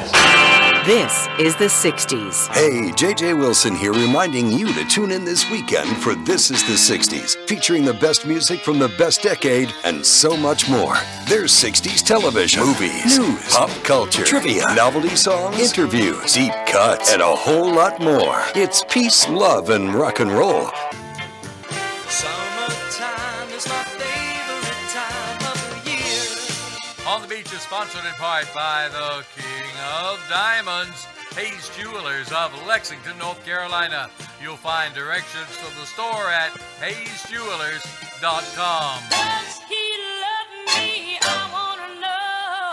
How can I tell if he loves me so? Is it in his eyes? Oh, no, you'll be deceived. Is it in his eyes? Oh, no, he'll make believe if you want to know. If he loves you so, it's in his kiss. That's where it is. Oh, yeah. Or is it in his face? Oh, no, it's just his charm. In his one embrace. Oh, no,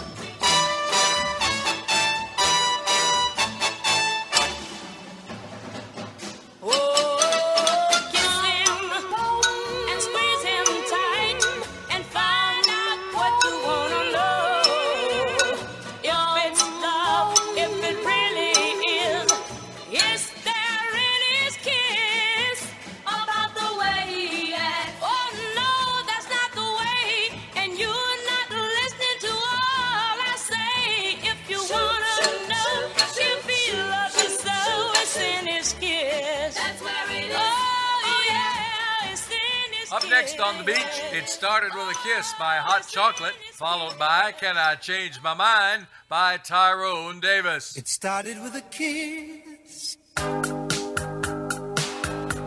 The back row of the classroom. How could I resist the aroma of your perfume? You and I were inseparable. It was love at first sight. You made me promise to marry you. I made you promise to be my wife. But then you were only 8 years old, and I had just about turned 9. I thought that life was always good. I thought you always would be mine. Started with a kiss.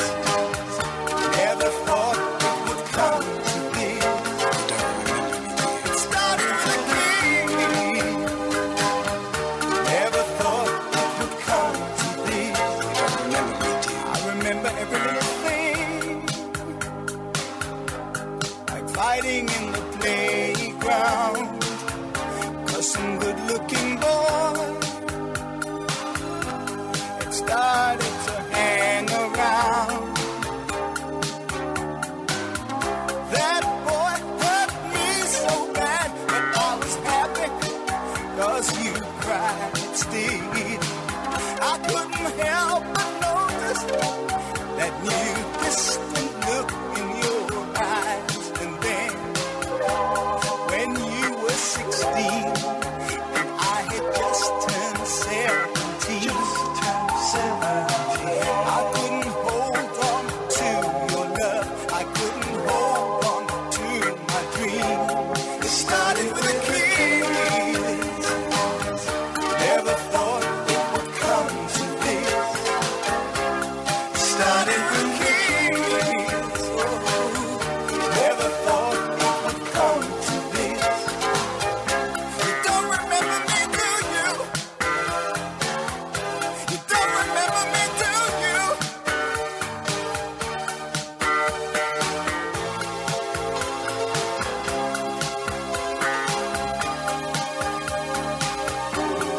Walking down the street came the star of my love story, and my heart began to beat so fast. So clear was my memory. I heard my voice cry out her name, and as she looked and looked away, I felt so hurt, I felt so small, and it was all that I could say. You don't remember me, do you? You don't remember me, do you? You don't remember me, do you? You don't remember me, do you? It started with a kiss. Never thought it would come to this. It started with a kiss. Oh, never thought it would come to this.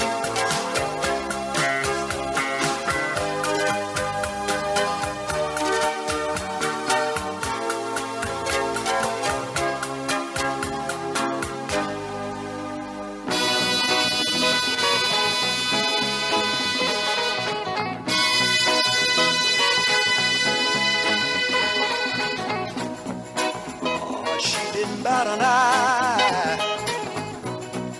As I packed my bags to leave, I thought she would start